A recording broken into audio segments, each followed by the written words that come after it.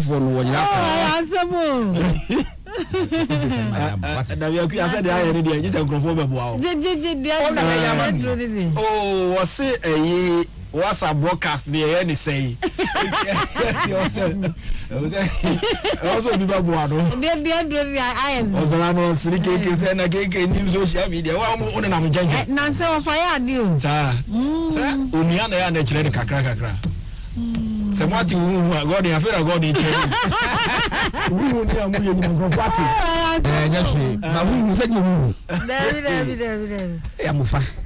Me si tude bia me kasa asem ya nkofo anyway. Sa no power sorry pa. Na wa danya me asem mufa na wa ne bia I don't know. Abranti bia one of these institutions are we see use any ho. Ye denya this another appointing new CEO. Yeah, in the Diakoton and Adwin as president, say one should meet him going as a post. Yamofa, he was in pole position. A Juada, a Bnada, Yadaya, Wadana home fan. If I could never be leading Saturday, you met him. Eh, why? Also, I see you. There be the award and cracked house will be pals because of my pencil moving down. So could be see you back with. If you had the memory, the hour. Eh. Passo pau. Jakusi.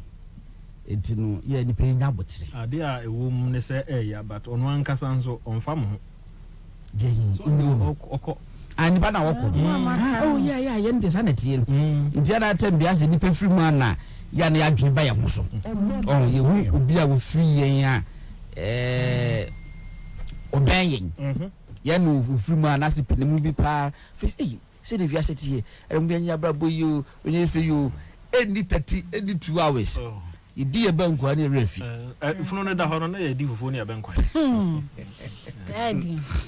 But I'm fine. It's so good. And I'm penny call UCC. I'm for my penny and some more cocaine any dear man can't so I'm a boy. Microphone tea, oh, in a garden tea. It's here we are near the home community. Nina, but baby, but before then, I'm from young congratulate you. Congratulations is in order. Yeah, and your Chelsea. Oh, sir. And none that's what names are. Nani that's all. Najidi or Hodiana Majidi or Hono, Bono, Ejina, a family and a chill, and Finfi, and Omo, and you want an any that's one. That's almost the same. That's no doors. What I made the dinner, I deck a camera from say, no, me, Chelsea, me, Manchester United, in Timeno, but me, you be a support to Pep Guardiola. Okay. What I say? Okay. When was what I say? To me, born now I was indifferent. Maybe she be a family. Okay. Say, City for sure. I remember the city of Manchester, who be a day. But City for also illusions were in the Abu Pepe. It's meaning that the Beto and the might be them found, but I dare back come here a man says we need annual mama. I'm fine. You need to be a castle. PSG. Any city almost soon Champions League in our form. Okay. Chelsea soon Champions League in our form. It make us no class, I did no quality on Best City. Yeah, no, my dream say, yeah, you'll be paying to me. Yes, that time ran up Bass and Jan, and that's what the promotion will be. Chelsea played to stop. What is Intino, a 12 Biamofa, it depends on your character. Papa, football, character, and you shall put it, you play. Obun so mutim say that yes but we be support to the uncle. What I say Timu support tuntum Kanti hey obobo so Obama manage Chelsea team. Yes I don't minimum dey for my can my imagine oh one na actually a solid na a deep pass with me around and sensitive one kasa kura mpo e dey trouble official you say social media we say can't block you so mutimi esa can't mudia and you meet much go what I see intino and then now gabi dey actually say amofa ubia enye na adwo so e can't that can do spread it should be in everybody oh when say as a team listening now so they will say or go all out now or making sure say we motivate players na so betumi aye amofa motivation dey nyawo papa me say that time we pokware na me bo hockey ye ne West School for ko ball ye bo asante region tournament bi ye ne West School na quarter finals that time na training college any secondary school for you na ni team games dey go it be sure West School for penning for no money ye say secondary school for the yesu sa mo fa kan tell me need here ye captain just say akase goalkeeper na yankoy ekobe ejina jese ejina yakoba koba say in fact ewie jese West School for the cap okay but I can tell for that time no say that international tournament me say ebi an komega so be me test okay komega so be blood test bi a bi manu madru bi enhance the ibi na maye but I was so dedicated. I said no, we have to win this match it will come back now motivating of who need think of what them catch jack next time me beat it na mo koba sa eye a real life situation of football mu no pepe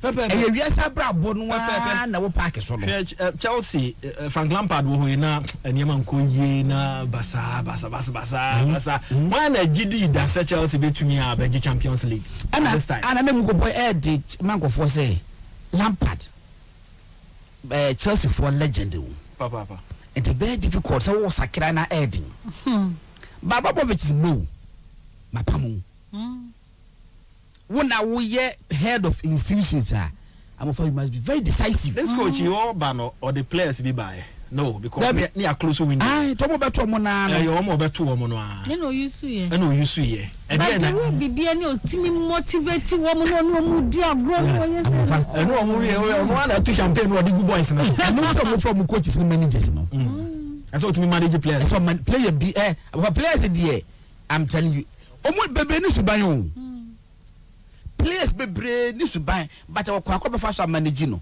me made them be example you be ball originals I think say 96 or so 97 Omanfm 97 me I'm for before baba park so no we say e say mo ye jogging and that but me mpe me na madam ba kuminta ye mpe et coach so su wo hu say no say na nkra ye tie etie no ano say wo ma aka be ko jogging no e na ye wo ma ko tena ka ketua bim enu almost omo glasses ni nyina na ye tika and yes sweating no air condition mufa and yes sweating say mo say about 30 minutes and from TAC form no na ya heat dada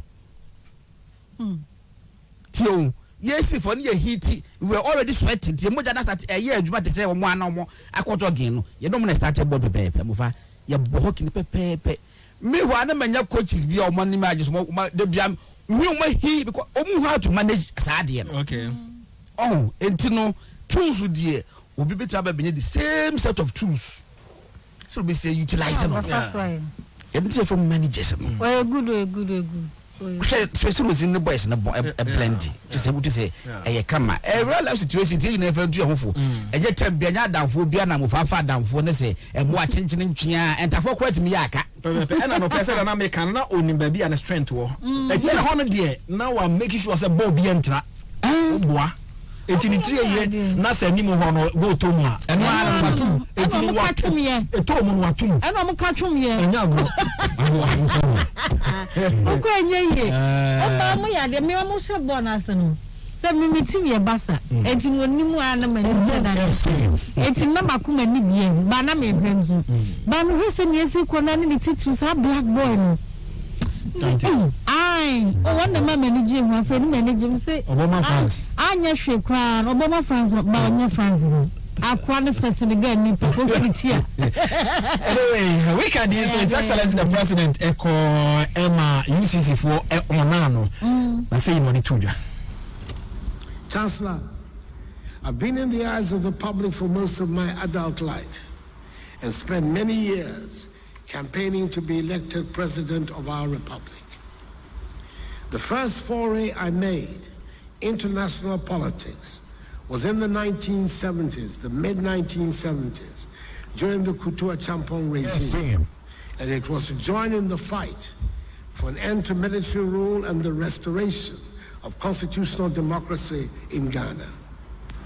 I had by this time firmly made up my mind what I felt would be the best way to govern our country, to ensure that we would achieve the free, just, prosperous, and united nation that our forefathers envisaged in starting the fight for the independence of Ghana.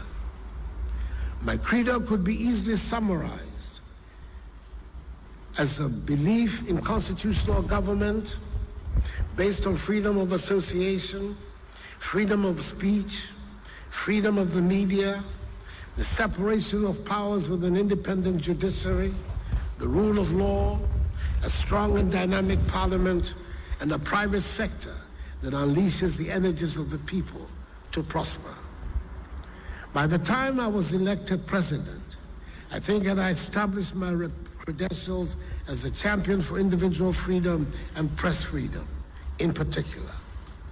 So what do I make of the current accusations that are being made that freedoms are under attack under the Akufo-Addo government? I do not claim to have been a lone knight in shining armor, but it is fair to say we went through many battles together to get where we are today in the media sphere in our country.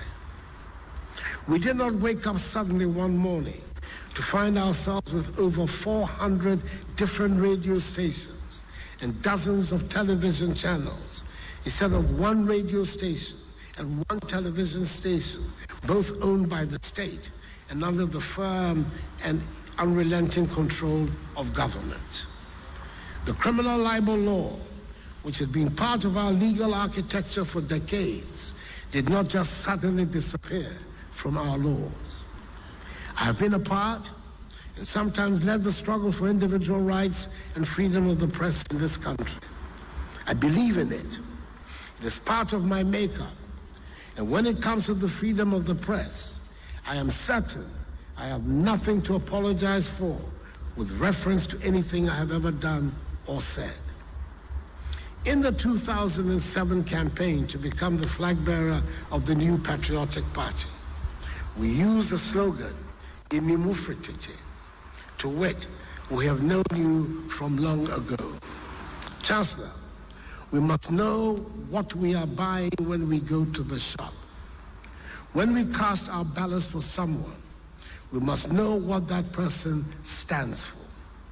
If we vote for Akufo-Addo, the human rights campaigner, to become president of our country, we have a right to expect that backed by the Constitution and the presidential oath, we would have a human rights respecter, President Akufo-Addo. I did not imagine that the reputation I had brought to the job would be enough to carry through a freedom and rights protection agenda. Right from the beginning of my term in office, therefore, I tried to strengthen the institutions that would give meaning to the protection of our freedoms. More infrastructural development funds have been allocated to the judiciary in the past 4 years than we have ever seen, and it has gone along with human resource development. Budgetary allocations to the police service, SRAJ, NCCE, and Parliament have all been increased significantly and deliberately to boost up the capacities of these institutions. The Right to Information Act has been passed under my presidency and is now in operation despite successive governments shying away from it. That is how rights and freedoms are best protected. Since becoming president, there's nothing I have seen or experienced in the office that would make me change my long-held views on the importance of fundamental human rights. I had worked with civil society organizations and used their platforms to engage in famous arguments. Indeed, I still enjoy a healthy debate, and I'm not averse to the occasional controversy that is a necessary part of public life. I do not forget that I made a living practicing as a lawyer and going to court, which means that I know I would lose some arguments. I appreciate well-argued opinions and challenge the status quo. I need no lessons in the importance of a vigorous media in building a healthy democracy. I have said so, and I will say it again, that I would much rather we had a reckless press than a supine one. And I dare say that the atmosphere in our country is one of spirited conversation and debate among politicians, the business community, civil society organizations, and ordinary citizens. Through print, radio, television, or in particular, social media, whether they are home or abroad. Indeed, I dare say the means to get your voice heard has never been so democratized as now, and long may it last. Having said that, I must also acknowledge, as our elders say, it is the person wearing the shoes that is able to say exactly where it pinches. Therefore, I should listen when it is suggested that journalists are under attack under my government. It remains a matter of great regret to me that the murder of Ahmed Swale has still not been resolved. But believe me, this is not for want of commitment on the part of the police. And I couldn't have made it any clearer that government has no interest in covering up whatever might be or whoever might be involved. There is no indication that his death was at the instance of the government. In the end, his murderer will be caught, tried, and punished. I believe it is in the interest of the state, in the interest of the people of Ghana, and in the interest of government, the journalists are able to go about their work in safety. And I'll continue to do all I can to make this the reality of Ghana. In my political career over the years, I've been at the receiving end of much vitriol and deliberate falsehood thrown at me to cause maximum damage to my reputation and my political prospects. I know what it is like, be unable to protect members of your family from the mud aimed at you, but which splashes on them as well. I'm not alone in this. And there are unfortunately several journalists that have been willing to lend themselves to the destruction of people's reputations and livelihoods without just cause. Not all journalists are upright citizens, just as politicians, painters, and farmers are not all upright citizens. I do expect our institutions to deal fairly and equitably with all citizens according to the dictates of the law when people go wrong. Let me end by addressing a particular line of the current argument being made about the threat to rights and freedoms. I believe this has led to a new definition of a culture of silence. It goes along the line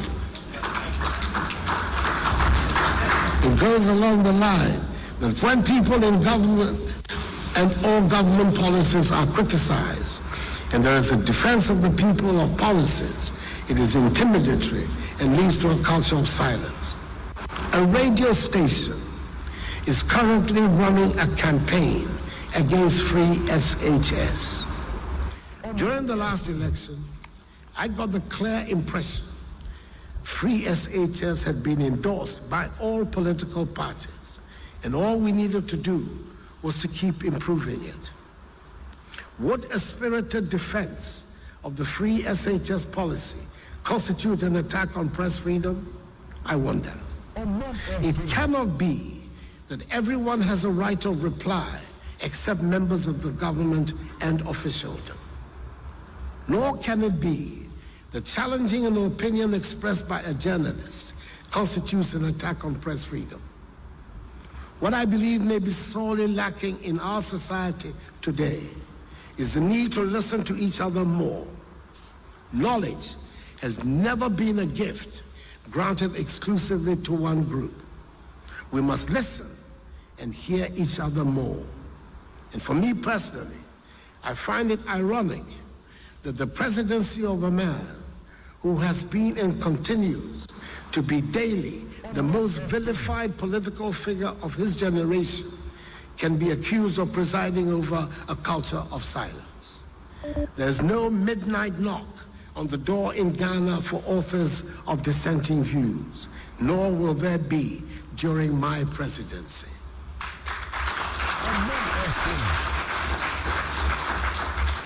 Indeed, one of the reasons assigned by the global social media platform Twitter for its decision to establish its operational headquarters in Africa in Ghana was that, and I quote, Ghana is a supporter of free speech, online freedom, and the open internet, unquote. These qualities possessed by our nation also influenced the decision by the Federation of African Journalists to announce the holding of its annual conference in Ghana this year because of Ghana's attachment to a culture and practice of free media. Omanfm. Chancellor, there's also been talk about a state of insecurity prevailing in the country following reports by subsections of the media. A cursory glance at the statistics from the police service shows that, on the contrary, crime cases, at least for the first quarter of 2021, are coming down as compared to the same quarter in 2020. For example, there was a nationwide reduction in robbery cases from 525 during the period under review in 2020 to 495 in 2021, and still declining. That was His Excellency the President Nana Addo Dankwa Akufo-Addo, University of Cape Coast, and Ode Sansemi Ekoko Tuja. Ne tofem no order suapon no ase se o ma hye nanimunyam wom se wanko school ho a obia obetumi de ne ho abata school ne se wako school ho na emom omohwe se de na brabo a wabo fa free SHS ho ene suapon no ede abo na baso oda suapon no ase wie ye ka se obeboa na wa ye ne famu die se ba ye animunyam hye omde ahye no enkototo ase ne mbom ebetumi ato aso na de animunyam hye nso abre suapon no ene wono no ena afi obesi asem kase a ehon komobo ekoso okrom ha eno efa free SHS ene ehon komodi a ekoso sade ne ebinom kase aban hyehyeye a waye ene niam ahodo a ekoso no etia nsentwerofo fa ahodie eno nso odi hon komo o kire se da bi bibie no a ekoso sa ne mpo wiase nyina nim se Ghana se ye kaka bi ma menka bi ya ade panti nsentwerofo nkabo mu ku a wa bibimem ha ayo on ma dwen sa fiwei wo mu hye mu kase no mo de ba Ghana fi se uhe ewiase aman ahodo titiru ne abibimam ha se ya ba bi a ho adwo ya nsentwerofo adwuma no koso pa no untimi nyi Ghana emfa emfrimo godon wote ye honorable meeting na meka cho se omampanyi kasa wo kan we die amufa ede na e wo se obi ya tie eye me sa ade me fe ne se eye all encompassing just obi enya ne chefa wom bibia ewom mo fa ba bi o asim go kan me ni ji nkwa ne se o se akwa se aban mu nipa de woni right so be kasa yes we aban mu nipa de a ana se an se we wa bam ana se part na wa bam ko nipa de of e ka asem to so a de se wo ya ne se beda fom na go funti awo so the moment abay wa say we defend wo ho the moment abay wa say we church asemu hey nipa ko no we arrogant port of silence and umu ye abufa sase de te ne hefa ye ka sa asem no e wo hefa me de ekoso no eye media tyranny, okay? It should be to me, yes, I say, media no would take everybody hostage. They are the dictative person. Where the person can't want them. One can't want them, dear, and you know what?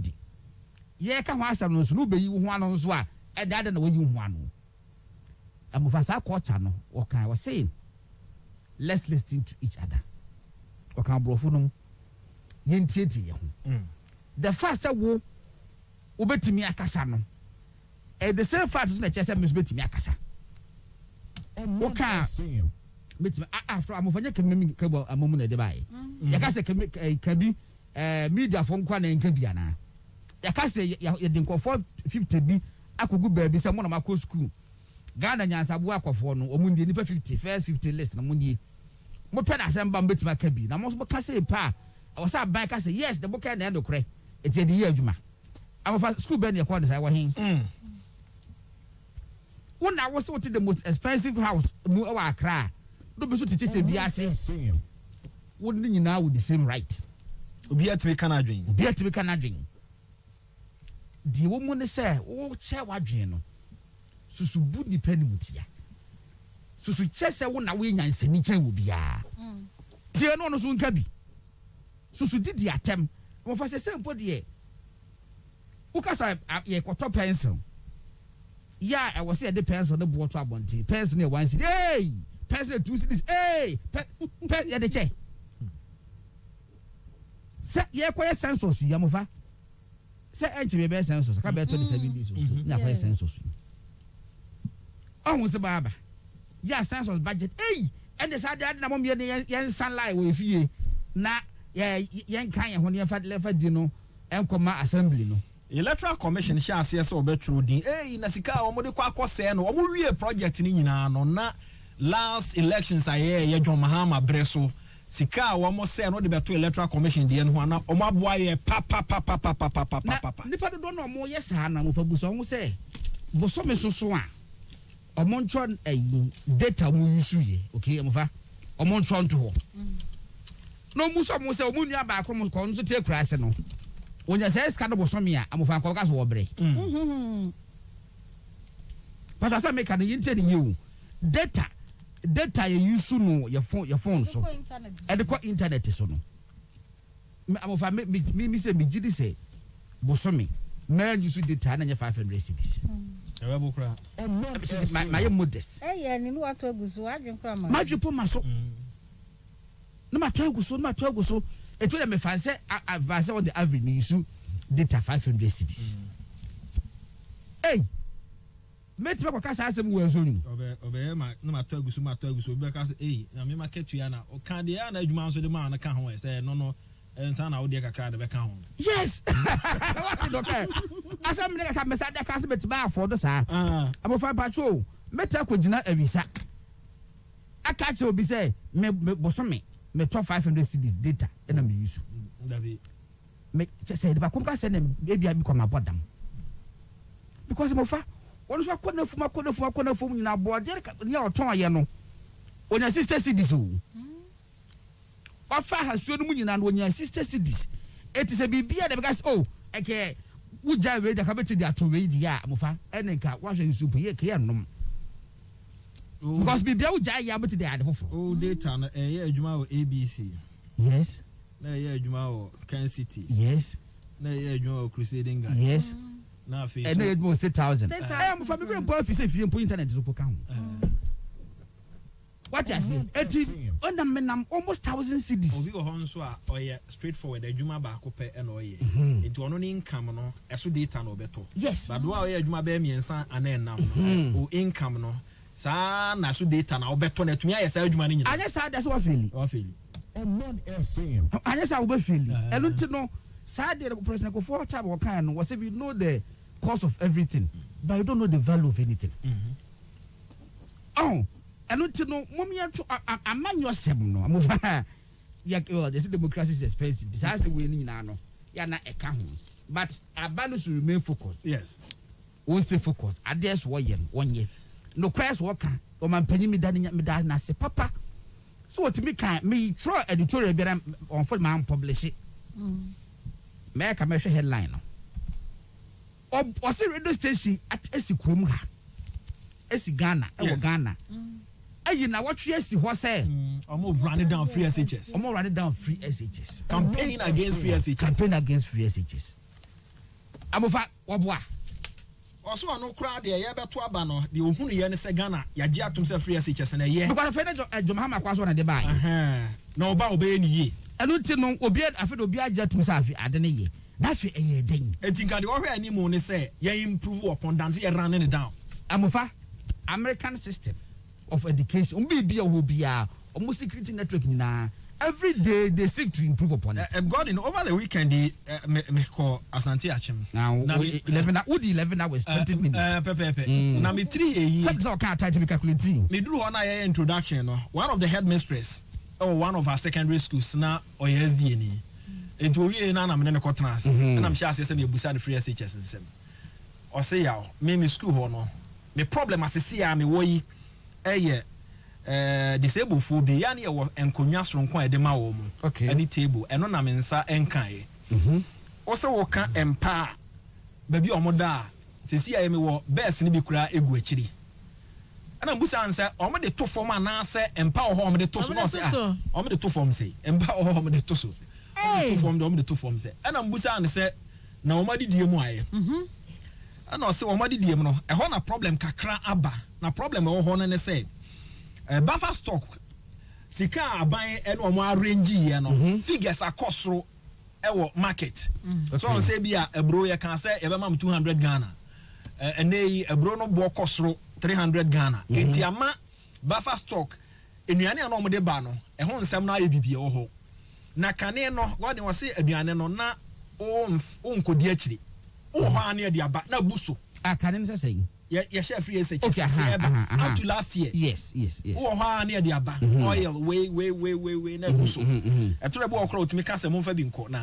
we de eburu ye so yes but say de ono mom na frɛ so yes bia kakra wa ha akɔgye kakra wa ha ne nyina ye figures akɔsoro ewo sika aban no mo arrange ye no yes e na ama wo mo supply na adwen yom se wan hwe a obeboka enti akofa sa de no de aba but almost wo mo ya resolve awie a ogidi se free this week iko no sa problem no e be free ho am for sa problem no me patcho free SHS na de ba ya dabi are we telling us yen ho say until 2017 yeah free SHS ba ya no na Ghana education sister na bibi bone bi ani ho God woni mo se sa de no kra no e ya Ashanti region e na ewo okay e ya Ashanti region ewo na niema ebinom ba abonte be kekaye ne se o se ya we de me se me ka sa 52 schools bi na yes ya investigate wo mo no Ashanti region dia ase de afra obi a jama ko mo bufu ye se na me ti ade na maye o se ya me kra me bufu ye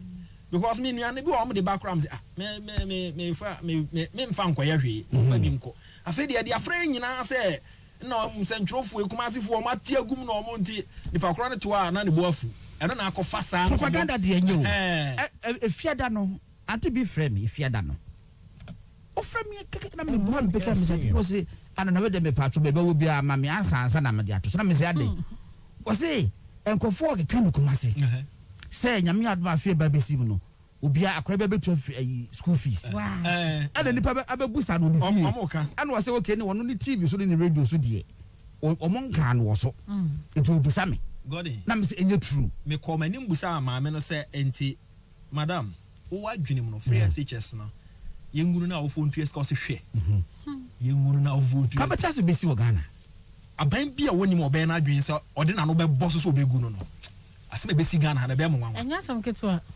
na okay wasi woni omo edi kan no ana anuane no omo ato no na bibi kakra wa chiri naka enti eno no ma no nso ehia nkrofo abufu kakra enya wo se eno de wo ka no osere me je mesrew menka eni onu aka menka ngudi pa bi ani mas but we dey be pacho ready for the 10 years ago 15 years ago ne even 7 years ago mofa enipa bebre no mo schools na beza for bebre skafo yes eche headmasters yes eche beza for beza for mutie me gase munya sada mutie o but I can tell me the beza for bebre na minimum omo na die because omo na yes and man ma be and can you believe we say MPP buy na e kada home about 12 billion yes 12 billion aduane a school for teacher for headmaster akọ free eja omo students ya yentu aka 12 billion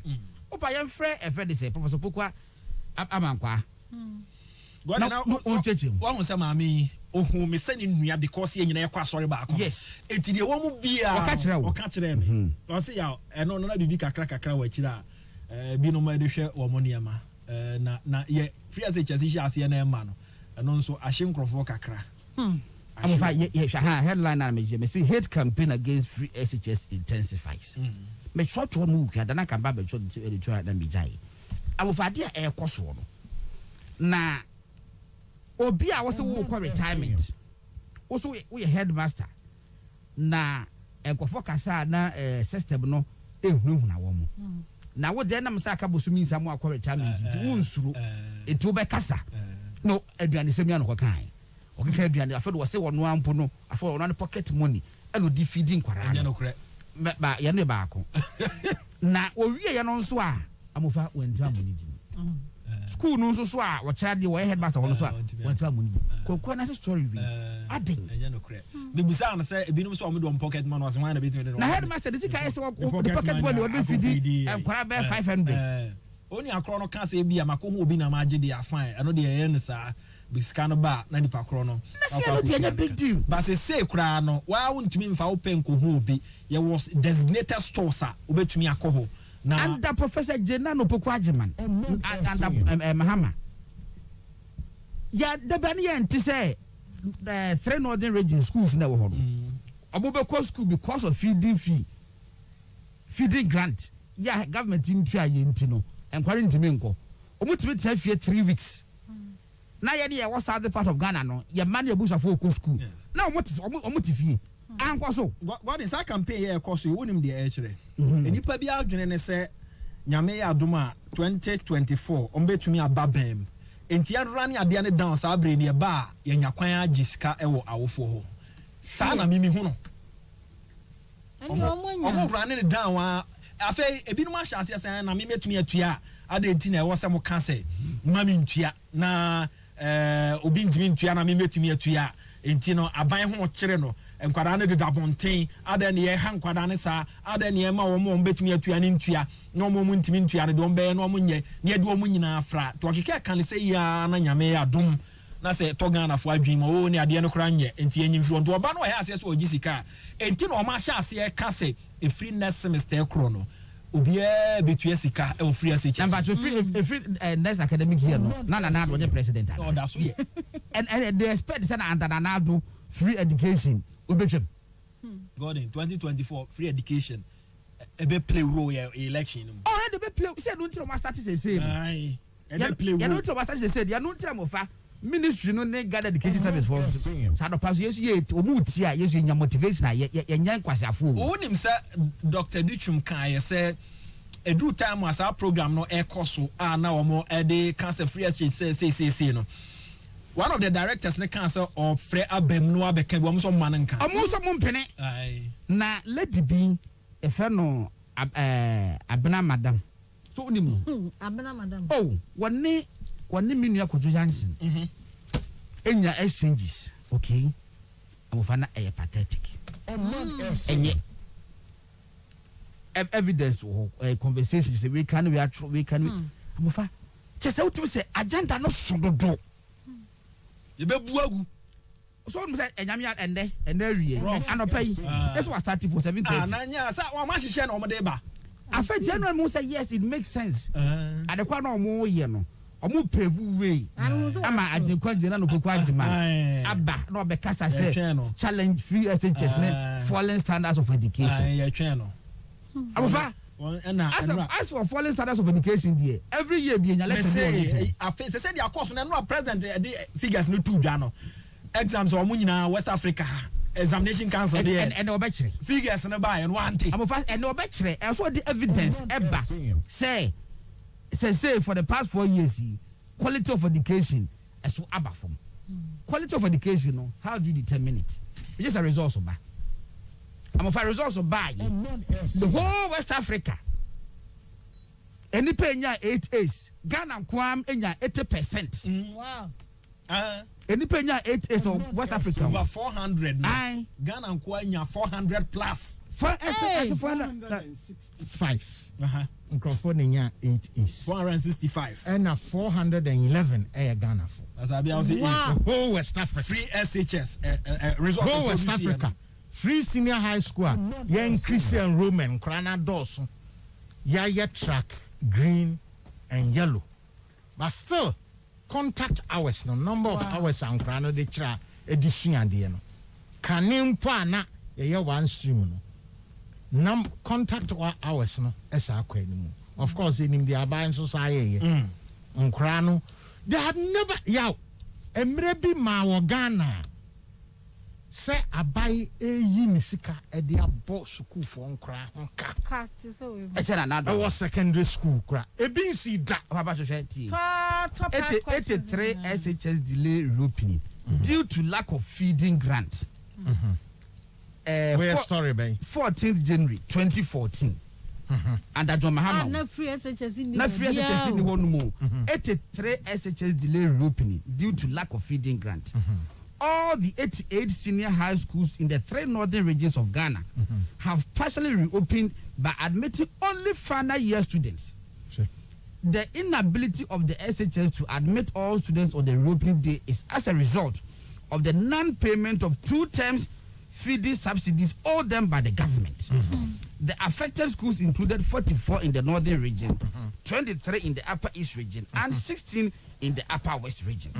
In a publication last week, Daily Graphic reported the possible shutdown of SHS in the northern regions following the delay in the payment of their feeding subsidies. And then she has to answer.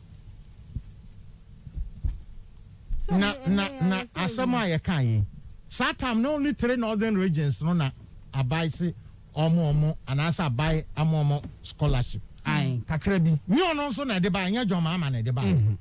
Ya de awo ho free nkroma penso a. Ama no ko benefit bie. Ama ono amu no ye yi no free achimota.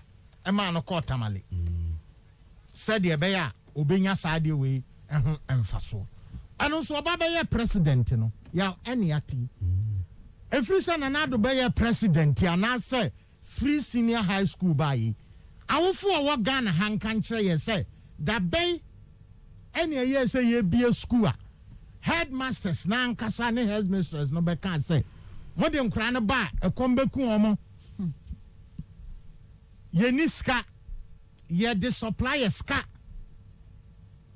enya one term enya one term o ya 2 terms. 2 terms. Just a first term.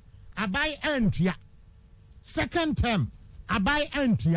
Third term nso ntia. And omu nyina say any school na ya bi no. Ye nyamie. Final year students no. Omo nko na emra.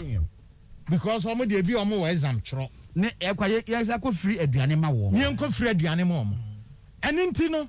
Ya headmaster no ko kasa on radio station so say ye money din na say no ono no sa time no ye headmaster e kwan be no fa so no feeding ground 2 times ye ntia third term aba eno no just okwa ko free ya nti say de ye ka no then no mutimi survival first term na ba mfa hwe ama no in 2014 then no mutimi survival second term arrangement omo supply omo nuane no omo enti ombe koso di nuane na ba ebia for a whole term so now yet say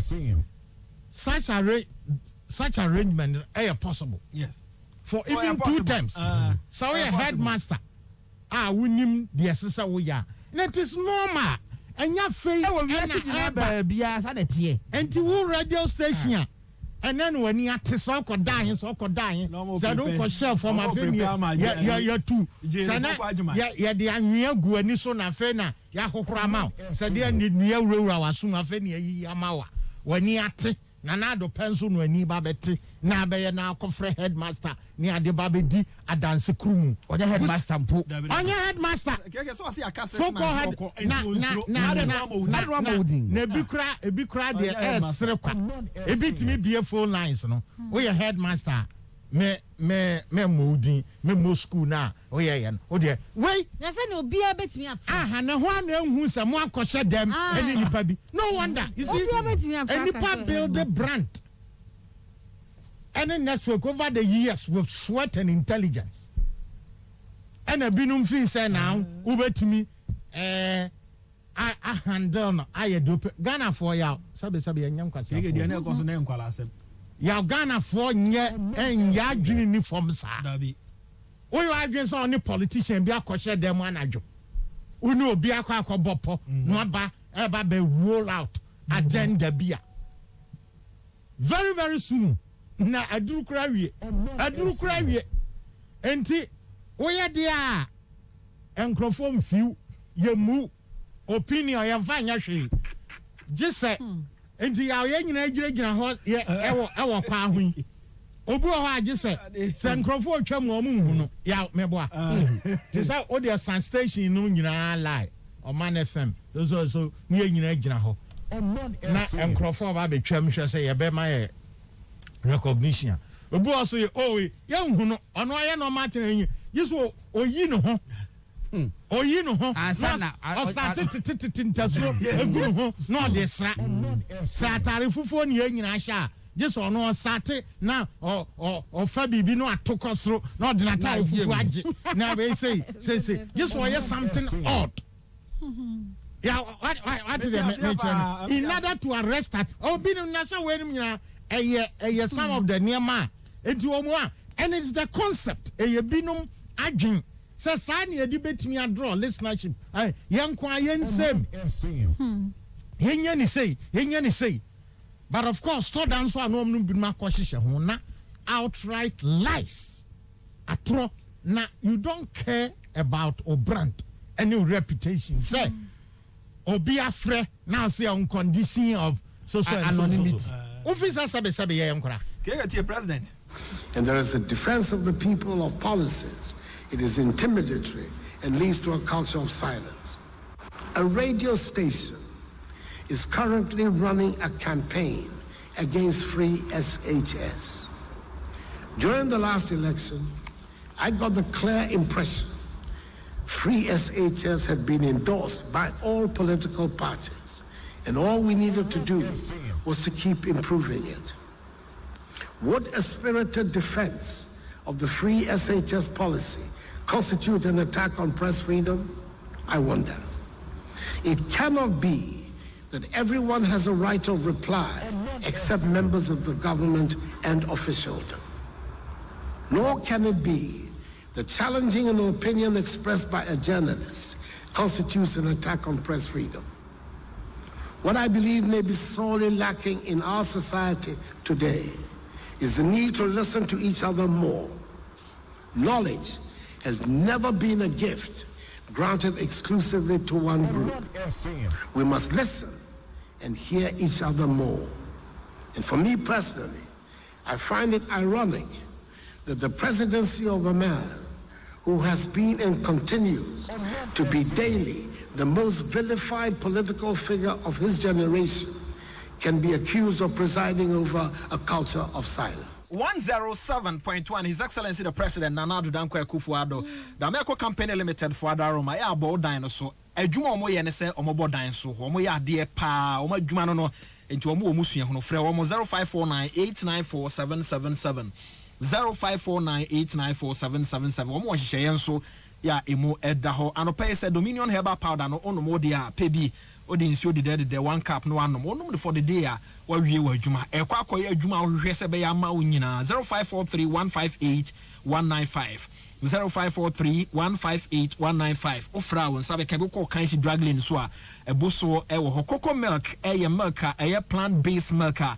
ɛne nipa dodo no agye atom Vegetarian Society of UK agiatum says so you be a on pesa obenya animal product ewo nipadua mu a milk we na wo so use Food and Drugs Authority so agiatum edini ye KOKO ya frɛ 0274440180 0274440180 na fe koji bi to cotton NS chemist age dodo no a eba bank dia ADB anope ye be kanfo ADB dia ma wakra ne ma wo pese one bank bi ya hyehyeye ne ya wasa wokɔ ADB for ni kyerɛ ɔma so ye bia wonim na nkomodie no enkoso mo amokɔ ye amoba ye na modi traffic mu abusua goel waba na wakobo bi de agu so corner drivers ho ya nya botre fuel no adwuma papa president asem ode to dwa ewo Cape Coast no ebi na yate no na his excellency the president utie nsem ode to dwa no na otimi se said Oman no dan akoma so no se niam bi ikɔ so na eyatora ya na ene ya na God ebi ka kan say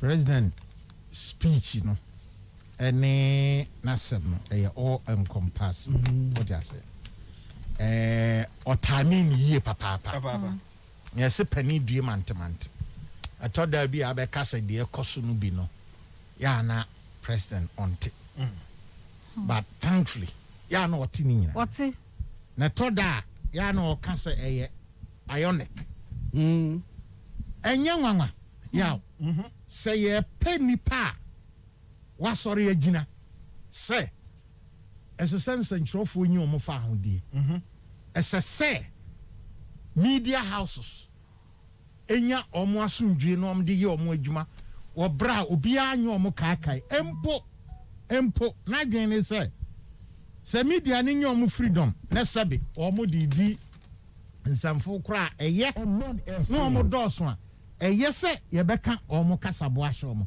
nanado that is his belief yaw there is no single politician wɔ Ghana ha in the history of Ghana osi soɔ no wafa nsɛnkyerɛfoɔ namfoɔ na nsɛnkyerɛfoɔ find no so comfortable sɛ ɔmo no bɛyɛ adamfoɔ than nanado yaw this is it obiantimi nsesa factory abra no ɔyɛ lawyer nsɛnkyerɛfoɔ a na ɔmo me fans ɔmo nso ayɛ ɔmo nka sɛ freedom fighters but nsɛnkyerɛfoɔ a ɔmo nso so agyegyina mu sɛ yɛmpene ma obi ɛnka yɛ kasaboa ɛnhyɛ yɛ yɛm no mention them Omanfm Tommy Thompson nom ne from all the newspapers koku baako to yeni amasa Kwesi Pratt mu nyina Kwesi Pratt no matter for Kumsen Kofi Kumsen Cabra Blay Ami here yes omo papers a omo ye critical nkrofo nyina no omo ye nanado then Haruna Ata ya enne ahoya eku na ahoya Haruna Ata abland the sense of judgment Haruna Ata and all these people nanado supported them omo ye nenamfofo no obi anso nim se nanado ye nadamfo you know what that means wasem ye nasem media houses omo operate na ye ka omo hye nyina no there is no one person here me say no politician no civil right activist and obetimi acclaim say ade ananado aye na ode agye nsantro adwuma gina o Ghana ha no onumpa ye mufa MPP first time under President Kufuor abai no poster about said yes abai no nsantro for tena ani ade nyina it was spearheaded by Nanado repeal criminal libel law in parliament. Me city through all the sitting, of course. Na magma no. Minim somewhere. Emrasa bedwafo bi kan e de kire Nanado. Bra no ya atani general. Ene kokoba omo de ball no. Ene omo diverse opinions omo express here. E bi no ha me ka honorable mumuni. That then he was the deputy minority leader. Argument oye party oye woni Nanado.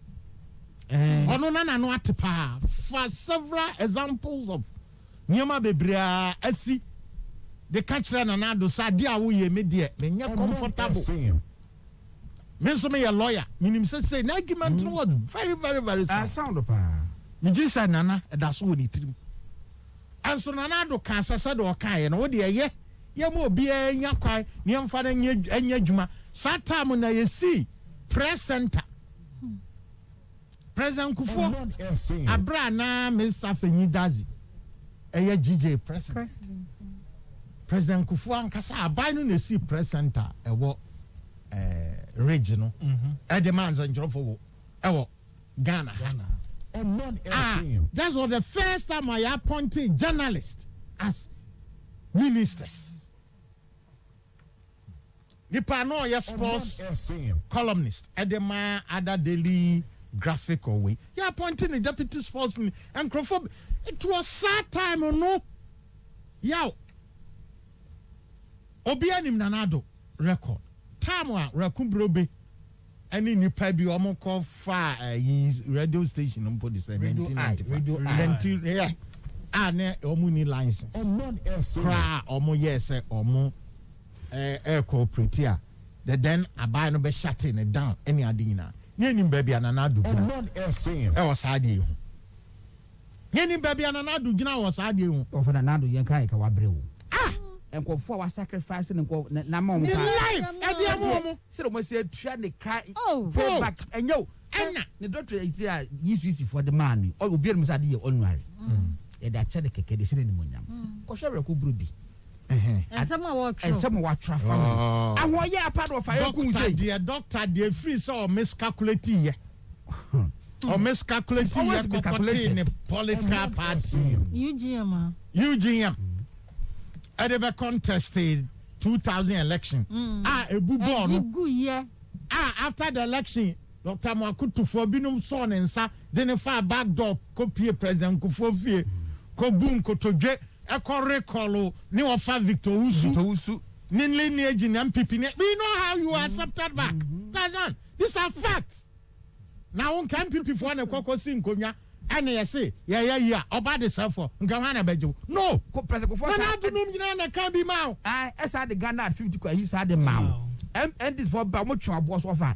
Say, lawyer could trample. Working for the Nado law firm and will call represent. Yes, what you charge you. And Crawford Babu defend you because I see, dear Ebataboa, former chief of staff. Yes. And then we go of what? I know who do, Yaw Kumrobe Hodo. MPP Hodo. MPP Hodo. Any former chief of staff. So they know why you need any adem conversa papa way so meticulous say. And someone more kekake. Oh, Jimmy, Amana, Emasa. Sometimes you are disappointing pastor or champagne for beer. Baby, on what you fear do. No creo pa, no hear say. Minim say politics will say your there be a thought that me basa. I thought that to me, Basa, and then for Dr. Rekumbrobe, it's not strange because now we are part of MPP. But yeah, in the 2000, getting to the 2000 election, Oko form of political party. Now we jina yiso a cansem bebre any other will be our conscience. Oh, just say after you two about you, I will now go jatwa. Uko jabada no pay no ono onyame focus. Ya mfana sam to baby. Na ye kase. Empo nanado champion ni press freedom.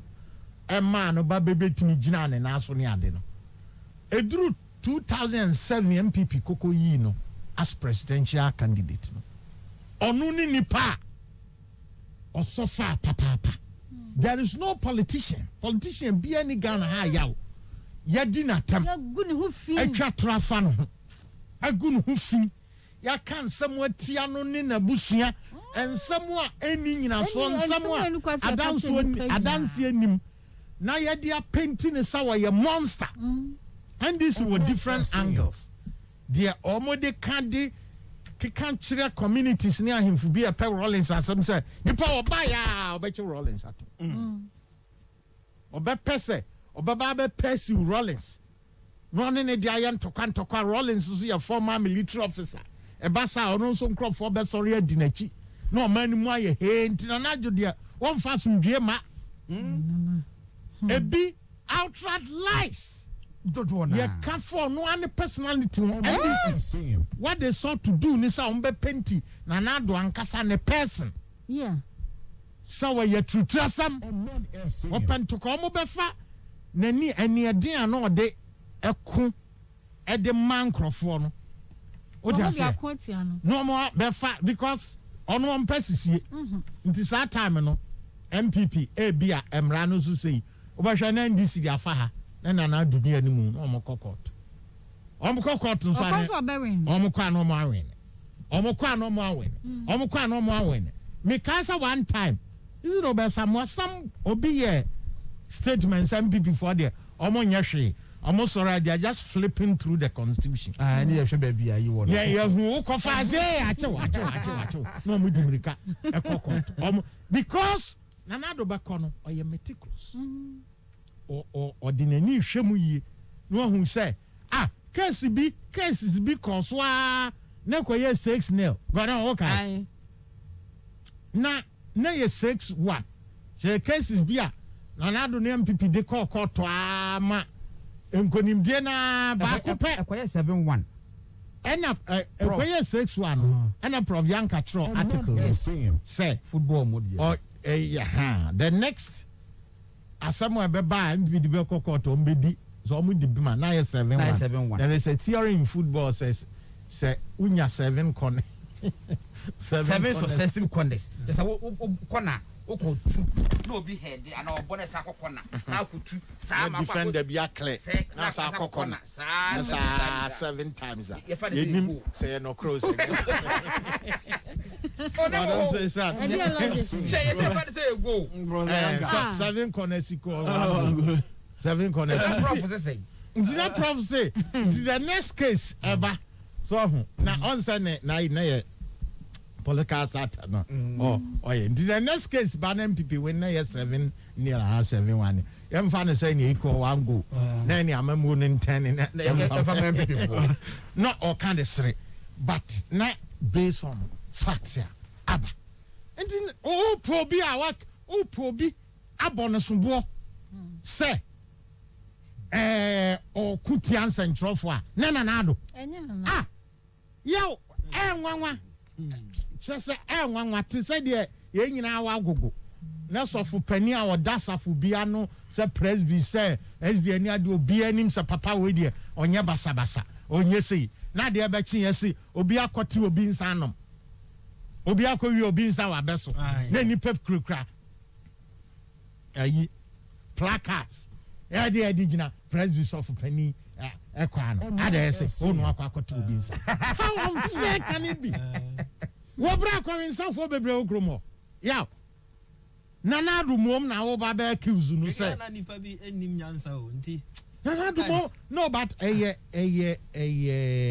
agenda okay yeah omo yesa no before nana adu omo nim sa de ni bato ma shena omo twa trosa fa nana adu ho man krofo gidi agi bebredi but the chire no o da say after Nanado Salusu 2012 and they ban ni ehwe no consistency any bibia him for come any panimu no munya and especially Supreme Court yes and the Supreme Court also 2012 yes Supreme Court wo sisin ba bia enye ye John mama na nkata o frɛ no ne say John Fapen mini wuni ye nkyerɛkyerɛ mu hawa ye keka wo ma bomu 2012 atimi ma winning ebe asema ontimi because NPP for parliamentarians a omo nsusu gina wo constituencies ahoro ni nyina no omo ma omo nyaaye no o kan bomu a na da so che NDC parliamentarians e madodo a omo nsusu nyaaye it's about 400,000 yeah what did I mention enti nipa sai ena omo call na satam nso no na John Mahama na nya de skirt and blouse ni ade kase bia wom dabi nim next 2012 obi wo historical facts be on farm kire here say na that campaign of skirt and blouse na skirt and blouse any NDC because President Mahama my President Mills wu ye no omo tena asitimi konwene awere ho bi ekoto awira ho di be gu NDC nyina ene Ghana fo nyina so Omanfm who be ana wusu ko bonds and trofo ayi ko ma musicians out of maybe goodwill but within the musicians group na some crofo mu amne and monko trans studio monko tini so monko sign nyom munyi sini kire se mails akwata Jakopon se di fa munyi sini yeah no ngonrai na wo fra twidie yi ko eno ho akatua ene fa nimguase ya so ba 2016 na mails esunsum ne sama kan se wo me gu animu aspa African president bia ni ho a oyenkambade obe lusu animguase so so de wo na ayi John Mahama no lusu 2016 no de kire no lusu ma odo amu susu o sheda mu susu ma na ni achi nyina mu etu nsanwe asafe aka afuto ni achaupa za kwa mu ameno a obenom sate Ofa ma sabi afa Papers baby. Anu edio. Ekasa from your call. Answer mbwa. Ofa wo mwa o se binim. Binim ba na Professor na mo. Onya hwe. Na mo afa kwan be susu amana wu. Na so mo de mo ntwen the next election. So sama yo ha. Mo se battery nsi ambulance a e de me call hospital. Mo ntwen sama o ambu. Na 2016. Na amofa wo mo video no so e call bara weekend you know. Boy bi no. Emudien. Oh, abrante na almost already station be online na. Na sabia wu ye. Oh, what's that say? Lapa. Omo the picture. Ma. Wey na say government can ho asem a. Was a culture of silence. Ya continue to see am can say culture of silence. Ono te. Are you happy? Say online you said dey be man pani tu kwan a the plane or team no. Enko nya accident na ofi no onwu. Wow. Na so nim fa so bia no wu aga na ye hwerehwe. Then so plano. Was a majesty man ni funu ma to asase so ma. Ye nkobo ka say funu that. Sa asem na o kekan de obi anka ho wi o. Debut. Na ma obi take action culture of silence. Dr. Reku Professor only be am send do. The man God and all the ascend. Come God. Ah, but be say me am from. No, the one nyina no. The ben run e kwesi ada. Wa kwaso ya ba. Baby we ask na ko drum kwala nketo. If you akwari videos am ja boy wa. E ba da wo fa ade ba ko say. Obewu ntemo. E drum ba bi so a. Sad ma ahwo so yi say bi a. E hu hia response. Yes. And we have to pay attention. Let it pass. Now abandon still focus. Now one in Juma. She said no. It be brain yatron one in tom. The more about you so decide some chino. Never ye back. Never you see. But I go for one ma. What the bomb pie would me reverse it. What I say. See, Sunday come back to sender. When you see, I said you play when to be nice. Bicycle could be nice a free move. To me, your penny and your penny cake. Man penny, I have to obey president of Yemen. Yeah, covered your draw that test of listeners say the air could be in you. It's one more. Omutimi, a casa said, for the trotting na Omutimi research. We have more than 1,000 radio stations in our Ghana. Omanfm. As there be a more focus is on Omanfm. Okay? We shall come Mantiana. Man, send the account. As I be inquiring. Matia. Ghana Times the Bocrata, what the Abraham Hammer, who was so penning for another. Obesia mu, memu beye, putuprunsia mu, echo was putuprunsia mu, what the Omanfm egwenimuha. Ene which means will be a by pa FP yama will be a barbecue and adrian kama na anything malifo na tokwa ewo amamumu asori wo hon mu den na sane aku ni ade ade ne namu no nya kabame nka bia sese bibi man ye nyina ya so mu aye de ye adwuma no nie eti sane hon mu asia ye basa ne de na o se ko wasefo hyiam na wo fa dwene bi de family mu na nru asoso no ekoso nyina no mali nsoso sesia yi pani a wohwa so Kendall Asimi Goita ono obabi Togo mampani baby Liberia mampani no wa ha George Oponwia obai Senegal mampani ebai Benin chesa so omodos papa ya omunyina ba be hyiam na omutwetwe nkomo no ano na ECOWAS dwem training Ghana mampani His Excellency Nana Dankwa Akufo-Addo doctor and what they to judge say it's in the name is quick wo mali no ayedin papa ye pasum bie e wa bibremu ha se be ya ma hodo so fo kra be hunu sampa kamam nka be mamoni ya so mu ye ne dibu man na se ne neme esi adane wo mali ne de na chese e ha adwen papa ye obestre se mpanimfo a wo hwe ayi mpanimfo mali no omma se bi wani na ho no mo ensini wani nyi wo mo a ebetumi aboa na dia asumdua ba e wa fanum ye nyina entem ni nyina mo no mpanimfo keka kabo ma no mo kyerese for now ene die ye ka se ECOWAS no ye be koso ama mali atenam bi wa brand tokwasi wo ne mamu a na sa asa bibi mai kra mpanimfo wo nim de wo ye eti ye betwe wo asensen na ya hwe ni mu se ekokoba se wo masa tiesi kwa mu biem ama kwan mo manfo akoto aba kire wa adwe yi mampani a wo pe na afeni ma ekoso e wo kaba minka bi ekwan so de a ene no mbesa so agima lidi otum bem tie no deputy prince mu a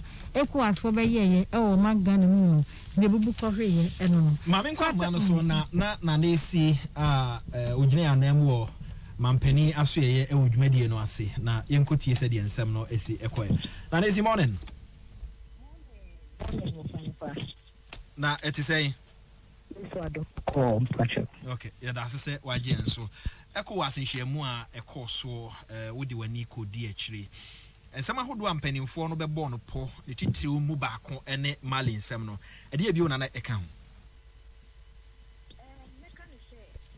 Samuna na engaging apply omujina so different meeting to basically you're discussing just about money and how omo susuye and say the acquisition say bit me affect ECOWAS as a block.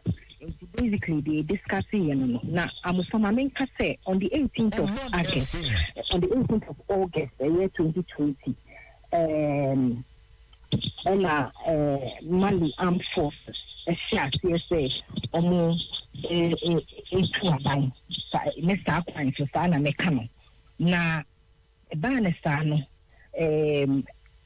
yes say makwan na sadi nkoso na chese akoye the second time in 10 years in less than 10 years Mali enya acted on that field as in a coup because in 2012 so there was a coup d'etat in Mali.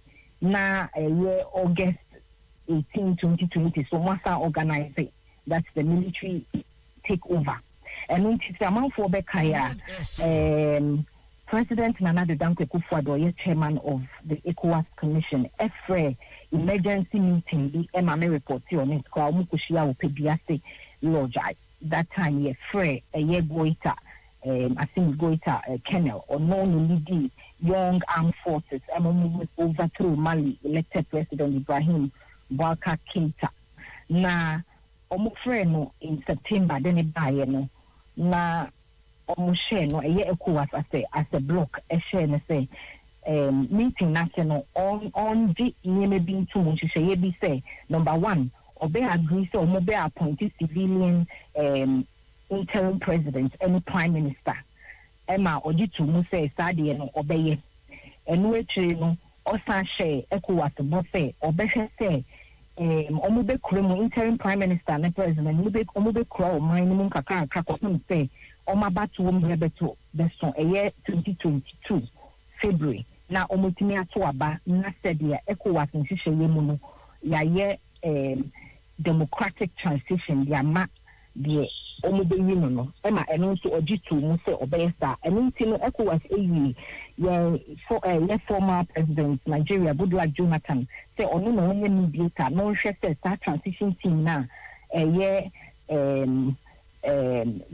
army officer na say Colonel Goita ajiatum so mobeti na ono na wo hwe the ECOWAS Mali na wabe report ama ECOWAS na yehu the ECO ne the ECO enti ono no di onimwa omo hwe ni mu say in 18 months no time no nanka abato babe baso a ye Mali fo benya ye democratic leadership wo hono no ECOWAS issue sanctions after the August coup d'etat ne say niema ebe restricting Mali no muntini niema bia ebetini bi o how about region but omo accept ya Goodluck Jonathan ebi ni mo transition team no enya minister ni prime minister ni president ema ECOWAS elect sanctions free almost enti the elected sanctions you say transition team is in place in just about 8 months time about to be back 2022 February and now they hono mo a mandate training ya na say soldiers no asa kwa ko detain president ba indo any prime minister Moktar Queen omo did the transition team Goodluck Jonathan mediator wo ECOWAS say omonya the upper hand making sure say na ebeto to akwemu makwa ko detain we detain omo Monday or we release omo 3 days after we release omo say eduma no cry resign yin bi the here na ba eduma no mu bi afei enoko ba sa na chese immediately Mali so intimi dam pansa into Mali's constitutional court immediately no complete a year Goita as full powered named president and we share a year democratic rule in one. Not just say what they a tool, because how would you change somebody in just 3 days? Would they not buy our say me with him? Just say what forced to not washing any my papa ye faso democratic rule and when you call by a ma emergency meeting with so and no 30th May ECOWAS maintain for do any BCI 10 heads of state any 2 foreign ministers BCI no more dream of the assembly say I'm penny crabia na e kwako ye o how amaye as a block because ushemu amali any ye Cote d'Ivoire and Guinea and share borders into say ye shane she high na we koswa e betimi de o how and so abreye into omu chia ye no the big kind president and Danko for the dynamic December to Jack as chairman of the commission SMP for Mujina Oma Banse Omusha say as an Ubiniane no Bob Rene Diaso na enkofa or how be a embre a ye Ghana for dra and the kind can watch them. Anyway now Omuko meeting was over 3 to 4 hours meeting. Omu now mobile out now you really release the community no and Ejuna so affinity, I should say because it took immediate effect right from yesterday. Money for enter the ECOWAS block. ECOWAS block 15 member states. Money for every as I say meeting aka 14. Yes, she say fino mo free you almost free mo. Yen say you almost free mo sa kwa keke. You almost free mo sa de tabwato won so. Maybe as I say omo ye.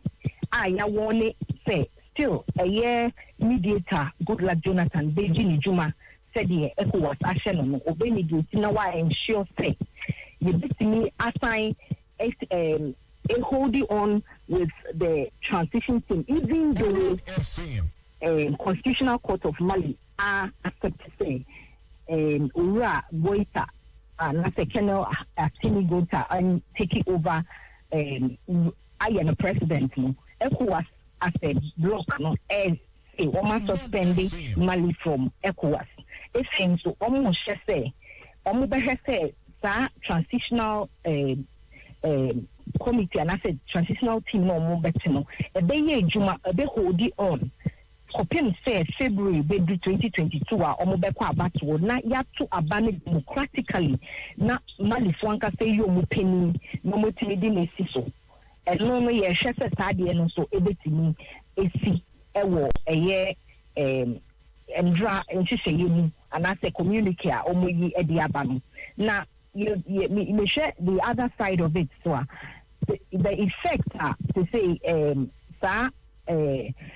second coup take here no not just say western countries so many but because good luck France leader Emmanuel Macron make his statement over the week time almost arrested almost twin arrest no arrested prime minister and president transitional president no I can say region then they will also withdraw or pull out their troops because they say make us say France about 5,100 troops region in almost pretty Mali baby Sahel, Burkina Faso, Chad, Mauritania, and Niger, almost protected borders. It is a Yabeshan and Shehan Sadia, not as a movie pull out. And we're saying, so no, US force for academy say, and yes, we are all looking for a democratic rule.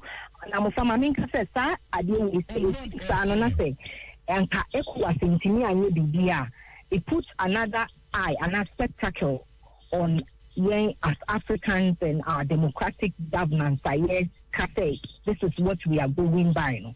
And see, ECOWAS is to ensure say there will be control. Now, if so no, and see at the state because the now other regions and then so no military force me more so we bet me I be ama and so akwakofa or however. In Mali so now as really jihadist killings, manema air course or honum. Into say this is to put control on Mali to ensure, say, even though Mali is not really at peace as we speak, they will go under that democratic governance. And when they ama ECOWAS as a bloc, so now another side of it, Western countries, so and the omodia tone so ne not say omo hwe ni mo say free ene erikono the ECOWAS member states enya dia yebetimi abo Mali din say Mali eka ho bi efin so ye hwe ni mo so say by 2022 February presidential election ebe koso ewo Mali na yetimi if announced to a president kebimami kebi amemwo kwan so ama wabade di Oman so enti na tabo a ye di ato eye Mali ene Colonel Asimi Goita to say make us say wono ele oye mampenia what is so ewo Mali hono mamenti we ase omo be hia ye no Mali obi firi ho eba meeting bia na epacho eye Colonel Asimi Goita to see Amfamra Kwansu to Abaye Ebaye Obaye with two of his people, make us say the entourage. So he was there himself.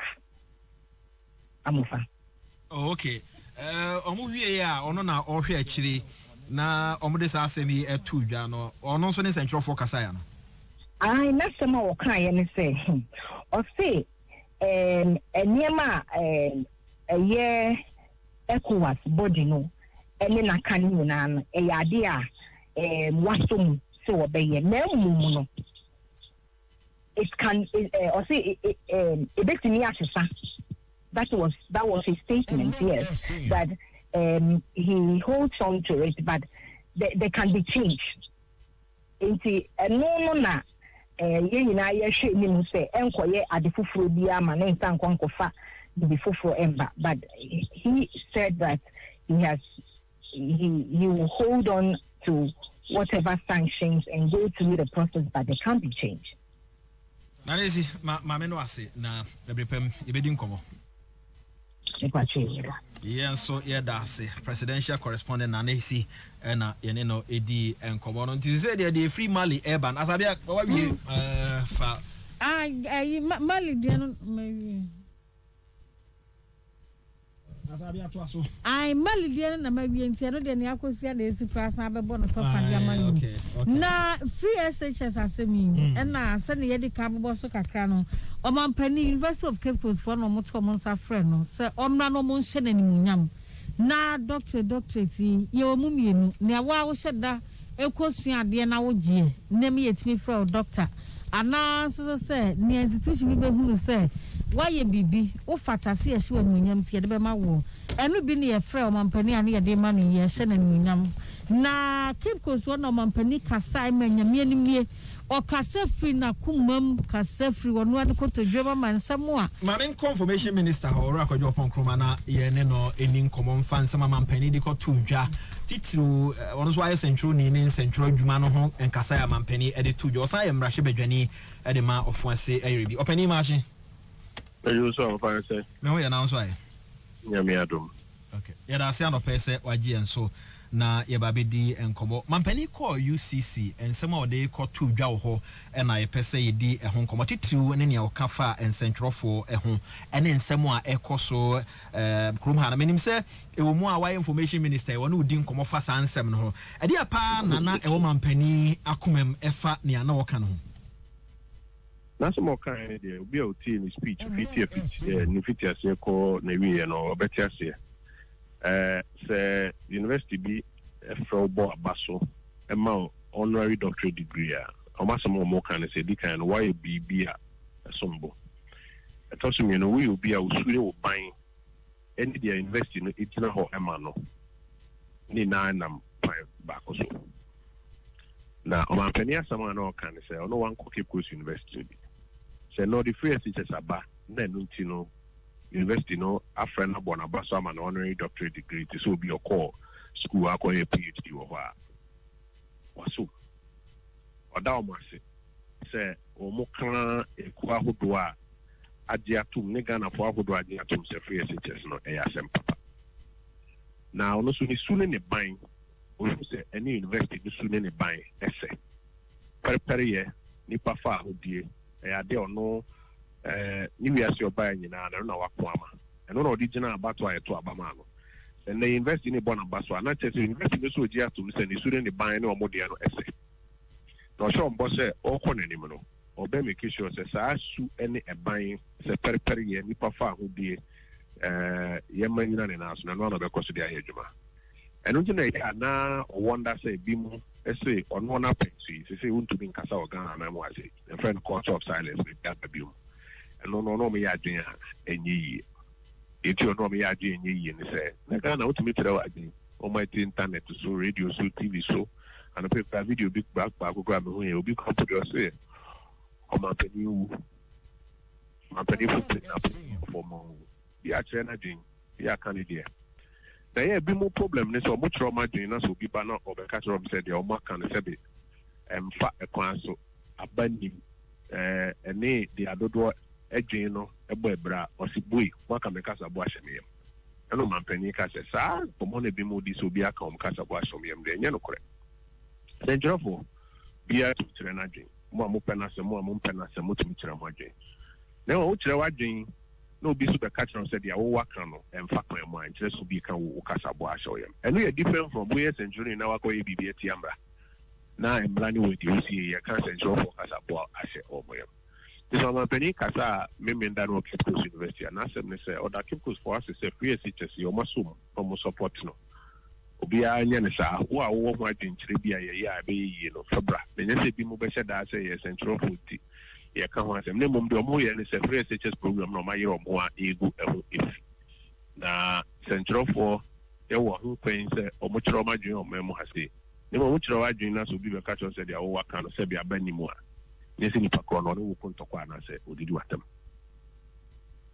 wohwɛ nsɛntwerɛ adwuma yi ne baabi a yɛfi ne baabi a yɛba bɛdu kabi ma menka bi sɛdeɛ ama no ho so na ɛnnɛ yi nipa bi adwene ne sɛ yɛma nsɛntwerɛfoɔ ɛnka wɔ m asɛm a ebi no ho ne sɛ ebi yɛ agenda bi na ebi no mo ɛpɛ so wode wayɛ sɛntwerɛni da nti nneɛma ahodoɔ yɛ a na ɛwɔ mu no yɛ a na onim wankasa wonte aseɛ wɔ saa nneɛma no a ɛkɔ so no mu ne sɛ nokora ne nyame anim ni sɛ meka sɛ tama me na meyɛ sɛntwerɛni no na sɛntwerɛfoɔ ɛtumi kyerɛ ɔmo adwene koraa te sɛ neɛ nnɛ ɔmo kyerɛ ɔmo adwene a na meyɛ twerɛfo ɛnɛ sɛntwerɛfoɔ bebree wɔ hɔ a yɛ news no koraa na ɔɔka wo nyɛ nokora na asi no na ɔɔka ɔno n'adwene na ɔkyerɛ sɛntwerɛfoɔ bebree yɛn first no tama ne yɛyɛ sɛntwerɛ adwuma no yɛka kyerɛ n sɛ deɛ wodwen fa asɛm no ho mfa ho bɛka nokora no ma yɛnti wokɔ nipa ahe na sɛbi policefoɔ akye wɔm bɛka kyerɛ n sɛ policefoɔ akye nipa mmiɛnsa bɛnti ne yɛakyɛ wɔm wɔnti a na yɛn a yɛti fie no yɛnyɛ hu sɛ deɛ policefoɔ yɛyɛ no yɛ anaasɛ na nyɛ kyɛ no ne yɛfrɛ no radio for the discerning listener and the sɛntwerɛfoɔ deɛ asi no korɔ paa ɔmmɛka nkyerɛ ɔno n'agye nkyerɛ na ɔbɛkyerɛ sɛntwerɛfoɔ bebree no abie social media TV no abie wei sei a ɔte so no asɛm no asi no deɛ ɔnka ho ebi wɔ hɔ asɛm ɛnyɛ no korakora na ɔde aba bɛto abɔnten na wakyerɛ no adwene afa ho nti ɛnnɛ mu na sɛntwerɛfoɔ ɛkyerɛ ɔmo adwene more than ever before but the sɛntwerɛfoɔ no bi ɛne ebi mu nso ntumi ne sɛ ebi a wakɔfa video bi afi baabi de abɛto baabi sɛ mohwɛ deɛ ayɛkɔ so na obi abɛprobu ne sɛ deɛ ɔka no nyɛ nokorɛ ɔmu ne yɛko ɔsɛ adɛn na moka me kasa bo a asɛm yɛ ɛno ne deɛ yɛne ɔyɛ adwene a ɛnyɛ yie wowɔ ho kwan sɛ one woyɛ sɛntwerɛ adwuma no nkasa ɛno wokyerɛ yɛ deɛ asi two wopɛ po a wotumi kyerɛ w'adwene kae ho sɛ woyɛ wie a Ghanafoɔ 30 million na aka no ɔmo nso bɛtumi akyerɛ ɔmo adwene sɛ deɛ woyɛ no ɔmo ne wo ɛyɛ adwene anaasɛ ɔmo ne wo nyɛ adwene ɔmo yɛ saa na ɔmo nka nkasa bɔ ahyɛ wo yam oh okay yɛhwɛ anim sɛ nneɛma no bɛtumi atotom sɛ de mampanin akɔka no in fact ɔka sɛ radio station bi nso pursue an agenda ɔmpɛ sɛ ɔmo run free SHS down ebinom kyerɛ sɛ ɛnyɛ saa na ɛte na mmom no bi a challenges ɛwɔ hɔ na radio station no wɔn ɛka ho asɛm ɛdeɛ na mampanin ahu deɛ na wate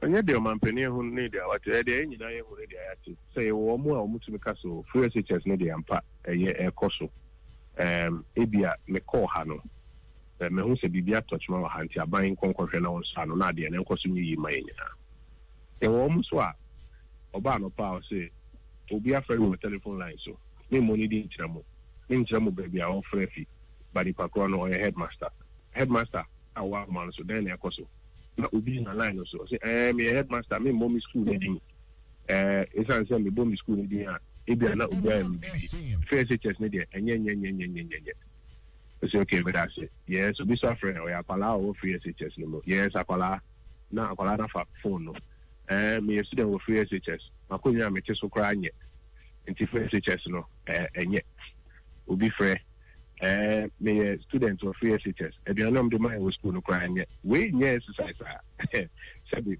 o person even minister na say pa on other free SHS no obi hu se bibi kochima school has nti me nkonkoso ano we dey have a program na why you egu for work crowd no mkasa o tech for so no crowd be there who say omo ye sabi nkure mu say omo ye teacher for and headmaster for and the difference was two them and them say Ghana for edi nkomo but the Omanfm can say program no I don't know Cape University so power omo ye nyema mu pensem mu crowd why pensem mu ebo na baso who are the chibi which me abo amede ya obi ensu quite fabra ako she tukuru bi mu se wa fere obi o headmaster ne say ade ne nya eno de na ko ekisene kaka na mampani ka se ye beto aban mu no nia na wo hu ne se nyina ya agi atom na mum challenges wo ho a wo se hwe na yesiesie na ekọ nanim asase ye ka se ade a aban so ogitum se challenges wo ho wo se nyina ye kabom ne yesiesie ebie ne ye mamo a ye ya challenges any challenges in opposition parties for challenges wo omopa omunya bem to be peer challenges wo ma ye na ya solve in kakran and applying NDP challenges across various sectors no so no solve in kakran and no different from saying American no be akoshe baby so program no e hofi applying the course and then inventing for any program heads esikunya na baby a problem will be ano o ma solve answer na abekọ no nkomo kakra anso ana ewo ho from last week mampani akwanto 2 year North Tom member of parliament won some of the buy some mampani abo man no ka obi o se oba be hwe na ye pes wabo ho ban afi play na wakotenem etorebo ana me hu ne se esanse mo politicians no bi nipa bi o hono ma omuntumi ntini ma ekoso no ase no obi tumi beto bi twem na ode agu aban animu ase sa asem no asem e wo ho potin ene sei never mean na me kan fa ho me se wo mrekra edi kan se ye na yina ye di nkomo koye nim se ne o man be ko nanimu a ebi mo tena ho pa se den ye bi nya na ye dia tu na ye tingi agenda no o tingi agenda na so jai duma wo ye na ukudi na tia bo so succeed dia ebi mo ye very clear in your mind say agenda changing no person me be na what be me nsani a ebi a ban penny for chire duma ye wo ya kwan ho ye sika sem ho nyina mkane a enye bi mo de ti anopa no ma na se ye ko chiti bi betum so so ye mistake wa u jare no so ye mistake say nipa na be fata de no kontu so what if e jare ho kwa ko di netia e be bi eche na wo na wa ba be nipa ti na nsem bi wo ho ba ye nse dan ha ye so so de be no but trust me no nipa na o kan asem no so wa file question for parliament ana me boa anokre hello amova aha ti nipa wa file question for parliament no mbe kwa ko yina no parliament ayo mame no ase prepare me be di nkomo nyame ka ho Nyankopon so enka ho fun ase every member of parliament rakojo opon kroma na ye ne no edi enkomo no 3 minutes after 9 ye na ye homra ye ba na afi ye de obon krata aka no edi ababe wi ha eye Oman FM Cocoa Dairy Free Coconut Milk. Cocoa Dairy Free Coconut Milk. Ye kube America. Obo adie dua kube ene ye di aye. Se wodi guti ana koko mu a. Embo apo. Enti ema no pe aduane ye krabe hwankasa. Calcium ni vitamin D2 a ewo mu no. Emma wosi ni wondompe mu ye din. Vitamin D12 no nso boa ma wo moja no di efusane. Koko de aduaba na ye di aye. Na Vegetarian Society a ewo UK agya tum pefi. Cocoa Dairy Free Coconut Milk. Jiba ku sesia. Etufo frɛ telephone 027-444-0180. FDA ahwehwɛ saa edwadie nkrato yi mu agye atom sɛ yɛ. Cocoa Dairy Free Coconut Milk. wa fi hwe sama ye otina we e mema ne hu se ye ka no wasam o ka sa papa kesi ya no ba ha na ne nase atata ya o ka sa no de nsa katana no but we de ne say sa papa no ba ti de mo kan nyina Spanish garlic mixture ene ne capsules adawroma ena mama pomudine sa no wow why you nice and kasa Spanish garlic mixture ene ne capsules eni ama why you come pa eboa mo boje dia fisani wo nipadua no mu na aboa sisasabro awotutuo hypertension ete cholesterol so obi o charge so antentem pa gas gina wo yam e ma akura amane amuhunu mafuchi kro mu nyina etuotwa obi okura wadware wie no afa na ne ho ye ne hene enti asno Spanish ginkgo capsules ana Spanish ginkgo eno de ye nwa no nura watwe free ginkgo biloba ene soya oil mu na eboa emerima momutimi jom na so ye pa ye adwuma emma wadwom so da ho matense se yesi eye anti-aging and ama good retentive memory na yet on Spanish garlic mixture and Spanish ginkgo capsules no he Antec Herbal Center for and na pharmacies chemical herbal shops and run some of 0266 11 41 11 apemfo abato mo manufo no kwada we mfedu mienu enka ho FDA agi edwedie nkratwe yi atum Hey, Unya, Kawi ni mfili. Kawi, fuela bidi gumane Gold Super XP Ron 95. Aya one additives papa bi. And yesane bobedio. Debut Gold Super XP Ron 95 on a higher grade fuel. Nanso ne bone normal fuel ni pepepe. Omo sheda yen senia enwentemu nti eboam no siesika. Ene sanso wo huru engine mu yi fi bi frame kanen wo so. Nti wenyi na echi no. Ne bone normal fuel ni pepepe. Kai say activated diesel XP so ho nti chese bibi wu ehun here say driver bia beka so wo tiesika extra bia kwaje high grade fuel goal ya yeni nyina Goil, good energy. Ago Ghana batan awofo ne ahwefo ye nyina ye nim se enche bia ye nkoda ne sia beko school bia mu ane na woboa wo ho de se wo moa wo ho a ema ne hawo kra media sem denam se wo beto wo ba ne pencils books ana eniama keka ho nyina no enko ba bia ko JK Company Limited for chain we na ye sole distributors ema Nataraj products wo Ghana ha nyina wo mo Nataraj pens pencils crayons pencil cases mat sets afei wo JK exercise books wo JK 5-star A4 and a fake A3 papers. Who bet to be do Juma Bia? Yeah, we hear paper Eddie. She said JK Company Limited, the truck coin. And number 60 or 2 Blowham Street. One Christ Embassy, sorry, no, and a bunch anymore. I will not industrial area. Fre woman, and now no woman can say WhatsApp was 0540 125 999. Ya bro na mede villa na malande akua no e dey bio na asaba me say wa wadanfo na ho na me free bay ge ya obu ni sa ye tene ka wadwuma ma obi tumi de ne share kire cost to me say magic esi se tenated venike e na ye adwuma na man ge ne na ho ye adwuma e bio edu ya mafo e di ho dance ya pao enye wo na wudi kan wo ka sa asem ya kire me masa edu no papa no ene ne wudi ho dance tenated no we e authentic herbal medicine problem bi anim we dia wonom guna bibi anyway ana wono ma he utumi nom no answer na obey yi no during the time after the time every time utumi nom oh feel lao is this the sound now ambassador for tenated venike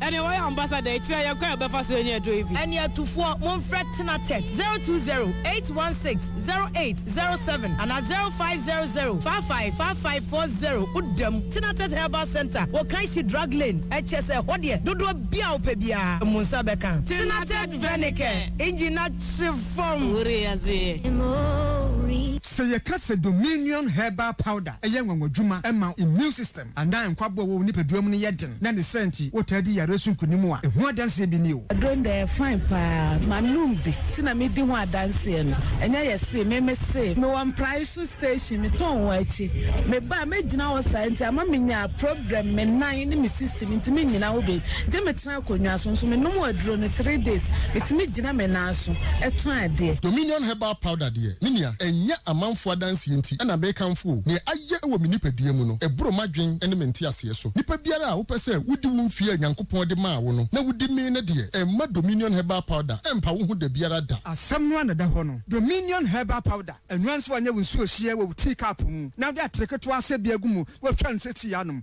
wawie Angels Dominion Herbal Center won kokko ene de aba aba apemfo aba ton mo manufo ene nkwada woni mfie dum yenu de wonka ho dodo afre 054 315 8195 FD ahwehwe sa edwadie nkratoe mu agiatum se eye beautiful brand new day me telegram no na nso no akuahwefia ba me ba sesia me wo fa wo so wa mane ne niam report BBC mu sele de wa betre fia no so fa menye hwe hey homeboy guy enti wo port na wo fa mane home appliance na je se eye ken say appliance me ntoni ba bia e ka ken say appliances bo wura ho na atade wo mo teso ma wo na je se wo dem ho niam akre nye ne nyina mpo na wo toy madam fu bi na ka kire me sa me mra ken say appliances meto niam na atade ba ko ye chew ba ko to me ne chew me no fenya washing machine air condition refrigerators woofer with surrounding speakers ene jamu niam bia brand ne so de Samsung Hisense Media Chigo Pearl Nasco ene de keka ho bia wo to me nu a wo nya niam me no de ko me ensa wo be fa niam me ensa kwa ya me beto ya niam nyina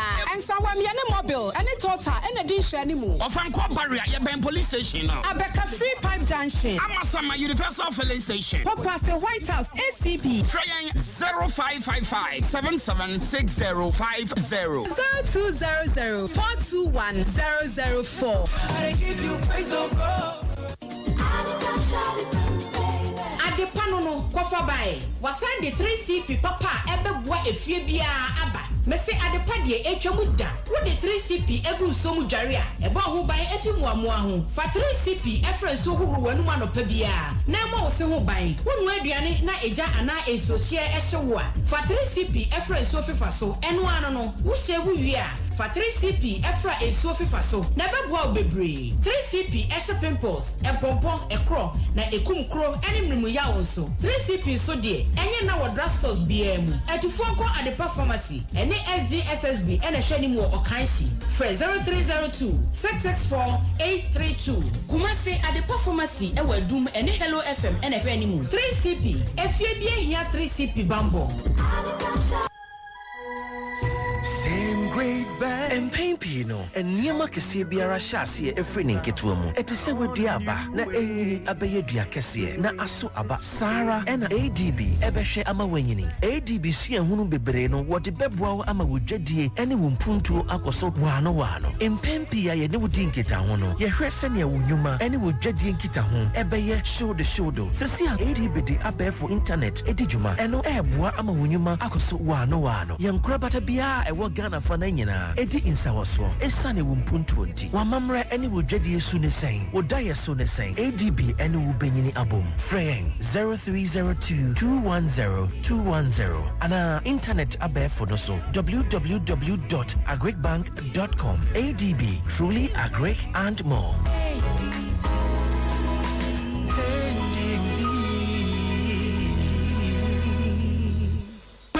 Garlic bitters ya menum ye no ama ahode fufo bia ba minsimi mo entimi do bram ye ni aguro bi ni ehwede obedi first akosia body be woso a onam bebu efisa me mama badama garlic bitters ya prekoso wo mo no ewura me ni padua mu ebuso mi immune system etimi nantio mitumriko me ye dwumo me di aguro bemrade ma garlic bitters a eno nkoa na prekese fremu no ahode die se obi anim wo die be se bram ye ni aguro na hwade na aguro no ye pilolo na asa Where are you?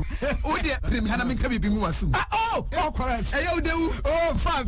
No need Yariana Humbreti. Near Sia Bosa. Nesane, Badema garlic bitters. The only garlic bitters are Precus woman. Abekanya said, yeah, and then I said, Anquama, Fan Care Ventures Limited, yeah. One dear Ba, Ama Apeti or Kaishi Drug Lane, Nana Boachi, King's Walk, Freedom Pharmacy, all herbal shops, near to 40 Frecotobi, 027 242 2242. The Dema garlic bitters. Precus garlic wom Franco Trading Enterprise still phone Papa Fie Samsung nie Nokia nie iPhone nie say your printers mobile phone accessories Franco Trading Enterprise afa ono ani TV digital television set aye this satellite any ultra panels abomuma Franco Trading Enterprise ewo Facebook say uko Franco Trading Enterprise page na say likes number 100,000 eyo mo any omuniga sanso na www.francotrading.com Android app Franco Trading Instagram at Franco Trading na nipa body for dosunti Franco Franco at the Momo Pay code number 189480. Your branches on the Bebre Wagana baby, Nemum, head office on the Twaya Dabraka, opposite Roxy Cinema. Tema, Franco will community 1. One water works near the enemy. Cycle, opposite Odor Rise. Madina, 100 meters away from the police station. Kaswa, Franco, opposite Kaswa Polyclinic. And our prayer numbers in Nani and Chauntum 0246 422 338 and 0546 133 188. Franco Trading Enterprise. Still, phone Papa Fie. And you're not going. Oman 107.1, having so much fun. This is how it's done on radio. Oman 107.1, having so much fun. This is how it's done on radio. Abusia, ya na wase, asabia.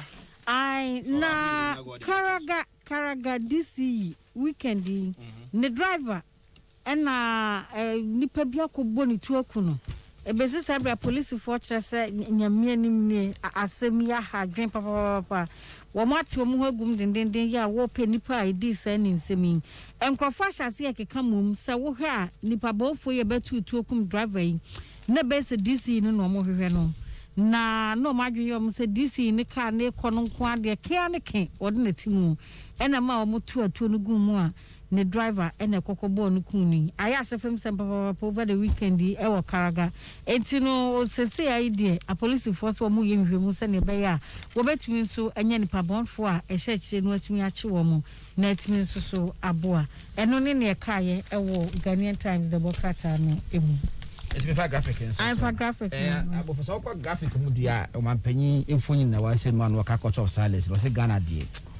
Woni me se ebi e wa se no mo. And Mrs.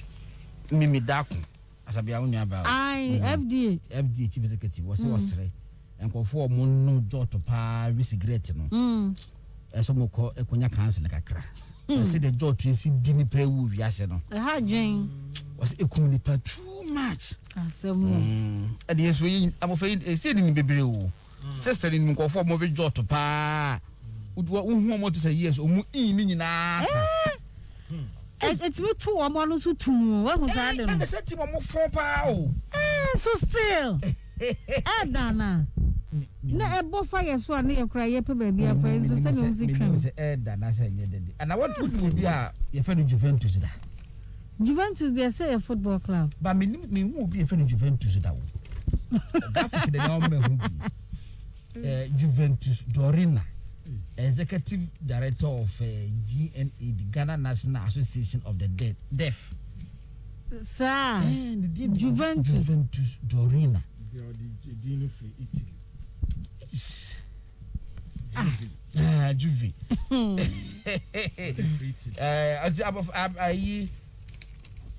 Story back who was ambassador made the banner, made free graphic. But Mohammed Ibn Chambers and Wakasan was say. Said there abensi aviata so say obetu galamse asem wo support aban pa e kwa bia gina mra kwan so a aba be gina so e de aye akosa anto kwese betu galamse asem de wo say aban koso won koso akọ because environment a yese no ne di ye ne ade kunya ho enti ya koso e be ha da o hwe nia say yese obi bi ne nye but o hwe ensamone o mu die no a aban ni kwan foforo bi o so fa so de ania den etu ase so de ania den mo bi meka se ya share excavator e say aban fa ne den tu ase na ne ekoso no enkoye in chambers asem 28 a Omanfm over the weekend utie so the you see it's a matter of interpretation. What do I say? It's a matter of interpretation.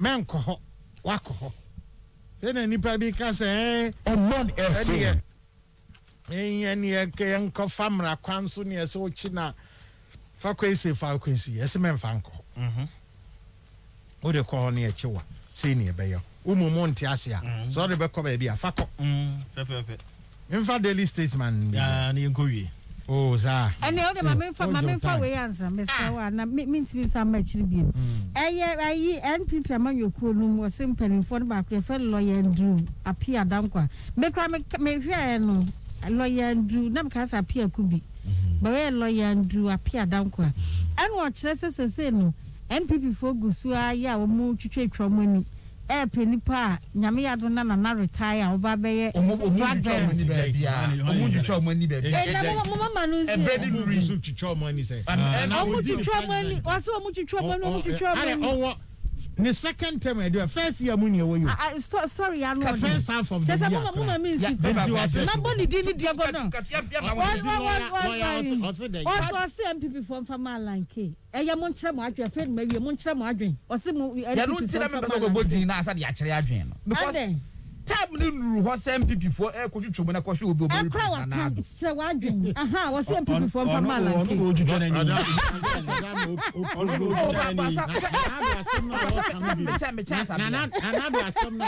what can be said there will be a man and can oba enti na wo tia na wa so ya na so god don cry intolerant and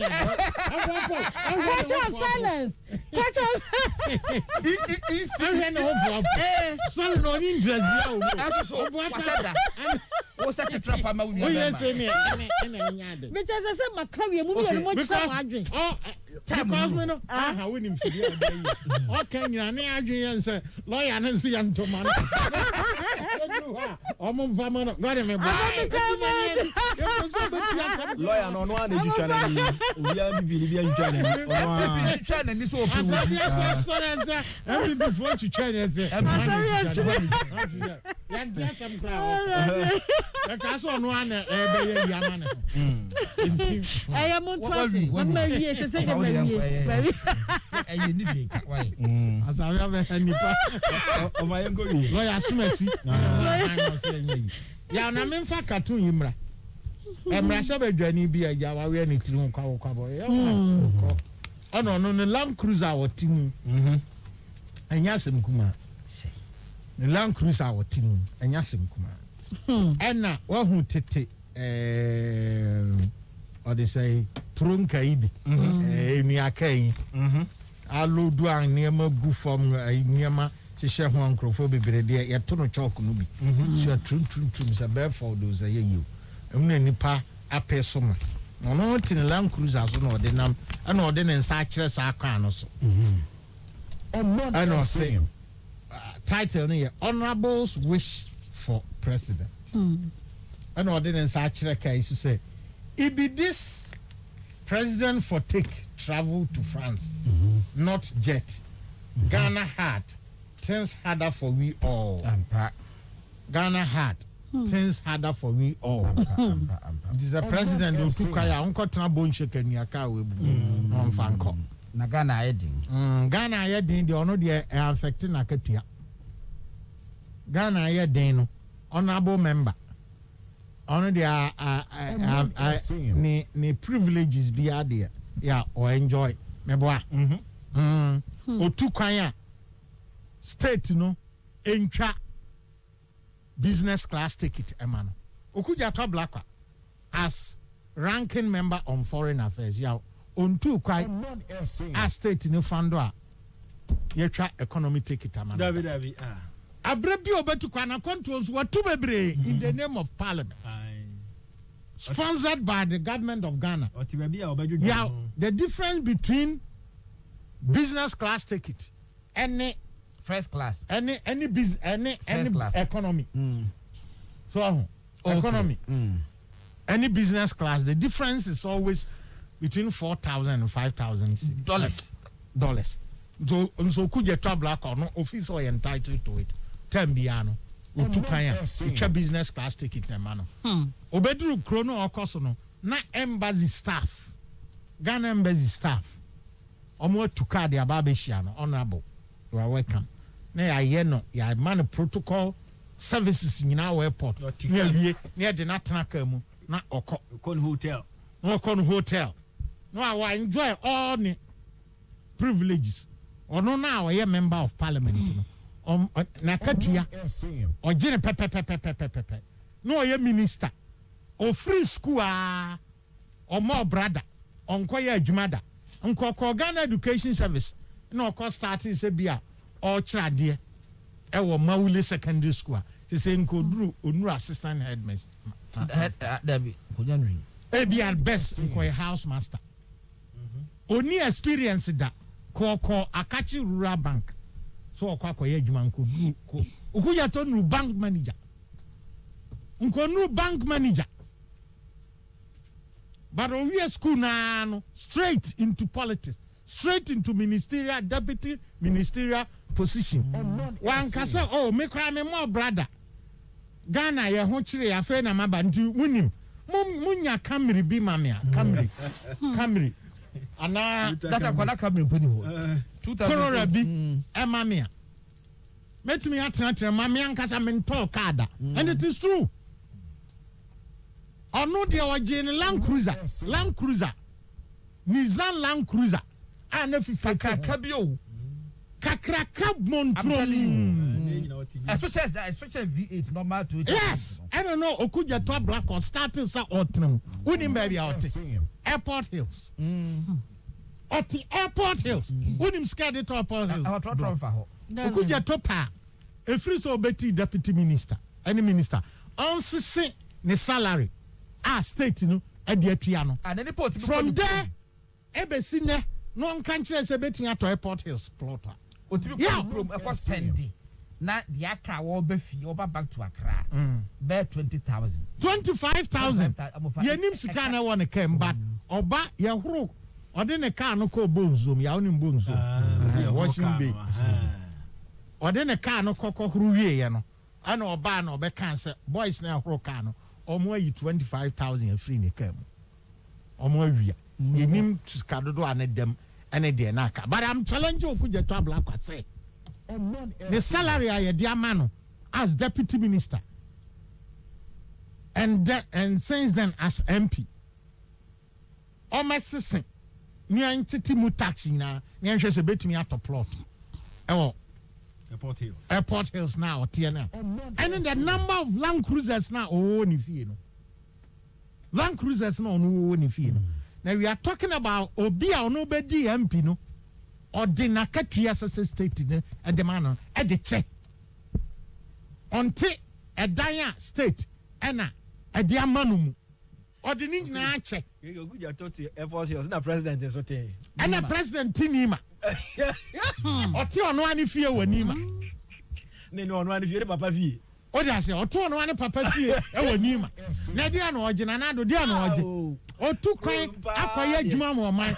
Dan wo peso si kiba be kan kire se e no man a ye ni bi ye kwakọ bosia ene Macron akọ ne kasa no obae no ohwe hu no hu plan odeba. No man a ye ni bi akọ bosia nso ye nya ye MP ono Land Cruisers bebregu ni fie ye nyam pi small boy ya omo brother ukọ adwuma mu a ka won rising ru babia anso a wo de wanya ska kọtọ plot asi da montomrum eda airport at Airport Hills ukoba I will fly business class ticket on behalf of the country oman here ya no ene okuja top ablakwa wo constituency ahotchiro mu wom no should you be flying business class? Should you have that number of Land Cruisers in you? Ode yade. Arena ye tua okano as deputy minister no saa time no omjibe 8,000 or so. Meba ananka se me kra me nya adwuma da. Na head teacher bi kra ni ho a saa time no head teacher bi anu ana oje 3 or 4,000. Dabi na se pomoje sei. Enti media me small by me nya adwuma da. Mama me 2,000 kra na me nya car keto bia. Metumi o ka se ye ni binti ye niaman kakranka okuja to abra that should have been your offer to the state to say ye nanado ono kan say ono de onya akatua oye minister ono abetofu e de agu men kan say we minister na oje ayi salary why bonu but between wo okuja to abra kwa ne president who seek to paint him say or say yesika and okuja tablaka ye twa business class ticket ma de bia odi tukwa ye say yesika na ye say yesika do you deserve it now there ahochire ni maimu wo o ka murontom a wotimrunti o de ahochire okuja tablaka te ha o kwa ware wo tamale meboa With the flight. And a fan coin. With the flight and crofire much take it. Every craya. Edi nipa ko srem ekokoye wedding. Meboa. Flight. 2 flights. And how they call it.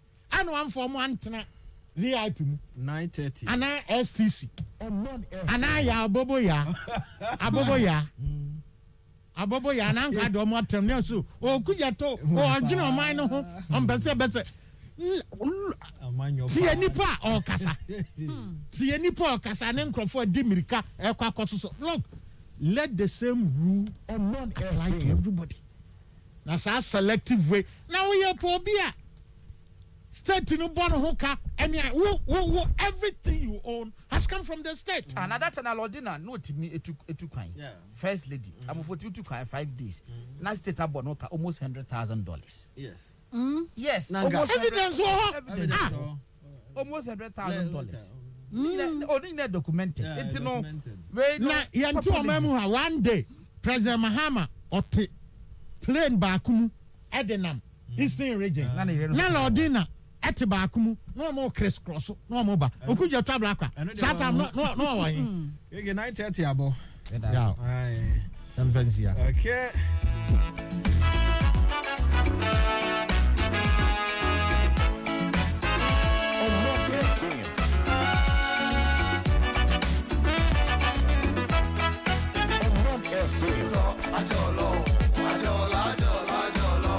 One 107.1 Sunni Serenity Bath Salt no ebusuya konako pebi ekoye Epsom salt and a scented oil and a fake color ya dia fra na wodi bi dware a woda papa and now the odika kakra friends you one bucket on saba kumiro na dia fra omo a ayusu bi beka tro say eye adwuma yi toxin e wo ho nyina o stress level na ekofom aboa ma utumi da kama o skin aye kama akalan level no so a balance no na amase de wo ho nyina no ekọ na hoden no ba enam ne say ntubo ho say chronic pain a wo ho na metaye o ya untumi na nani nyina ekọ in fact efo enti pe ba ko to so ho now dey try we Epsom salt o pe dudu atu akoton anu afre 0207 100010 0207 100010 Nemo mo pe ba ko ato o be say emfa ba ko mra o ba bia wo bia and also obefre 0241 764 775 0241 764 775 0241 764 775 Ohima Royal Rice Eko ye papa we a rice ya package in a kama in framan on you ye chrome hadie fresh from the farm preservatives be anywhere efra na ya package no kama anuane no a wo hia o rice mo bia ye fresh on sabeka Ohima Royal Rice Patos Agro Limited energy abedwa so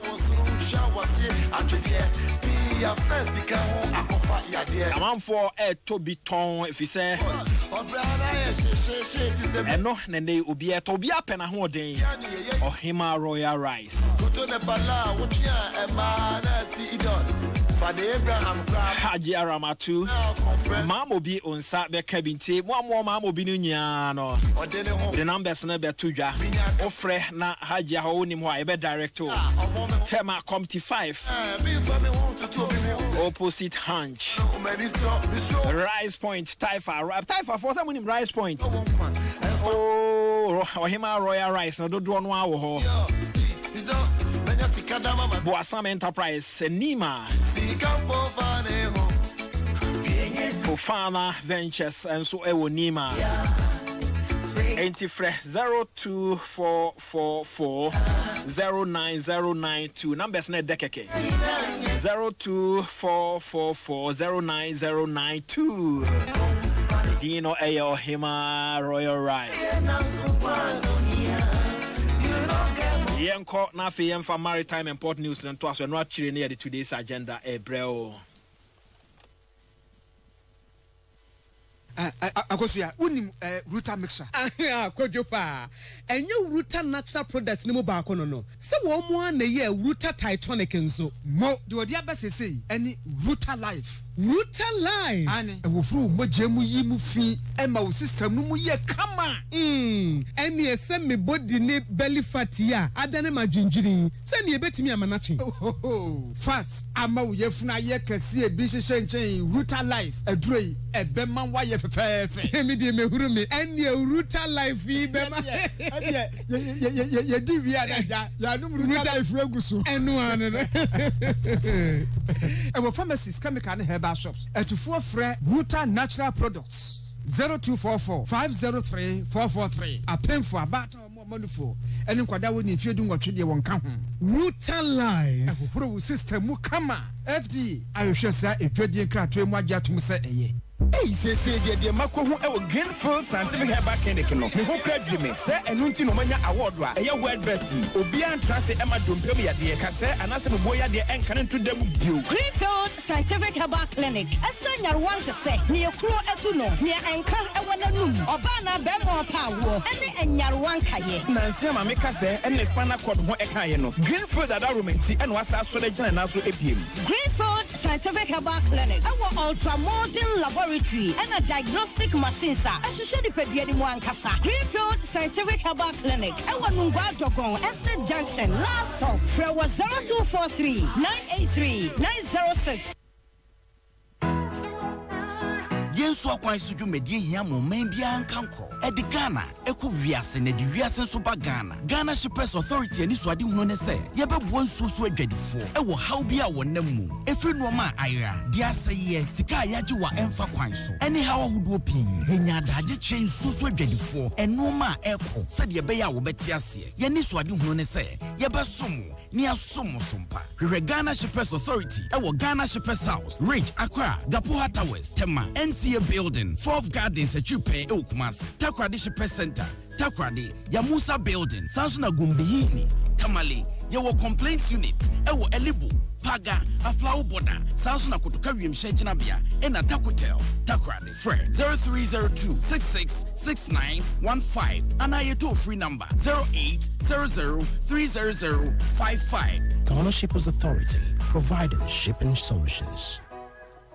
Amen. Yenim samu sasa nije ya sene sein. Asia ne se, wode amen na giran saniani awo herbal ayaresam bio na nkunumdie adasidie na asia ene abasobode nkoa. Se wanso wo hwe apomdim ahoto a wode abra manfo efri ye ntri so ekosi ye na asie. Ehina yade sha amen hu ensaw yade. Wode ne nwe ne abefo efidie echi yade no kunu one time. Amen e de herbal akọ modern was signed the naturopathy and homeopathy pan ekunye nyarewa. Say sukuu fofri amano ne besua ekwania yade herbal say yade ewo amen. We nyina enti e na yade anigye afra from say we pawo yare bi hyehye ho ana yare bi abagye konya wo nipadua mu a Allah shafi onyame ne yaresafo inshallah enyame adom a ayaresa beba. Amen wodomi wo be old snake flat Ultra modern branch wa Klagon Tama Road Frey 020-722-9505 and 0245-275254. Amen Scientific Herbal Hospital.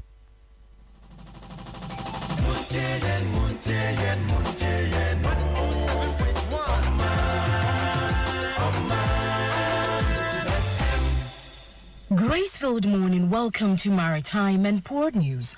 Maritime and Port News is proudly sponsored by the Ghana Shippers Authority. They provide you with the best in all your shipping solutions and supported by Amen Scientific and Alternative Medical Hospital. Amen, God is our healer.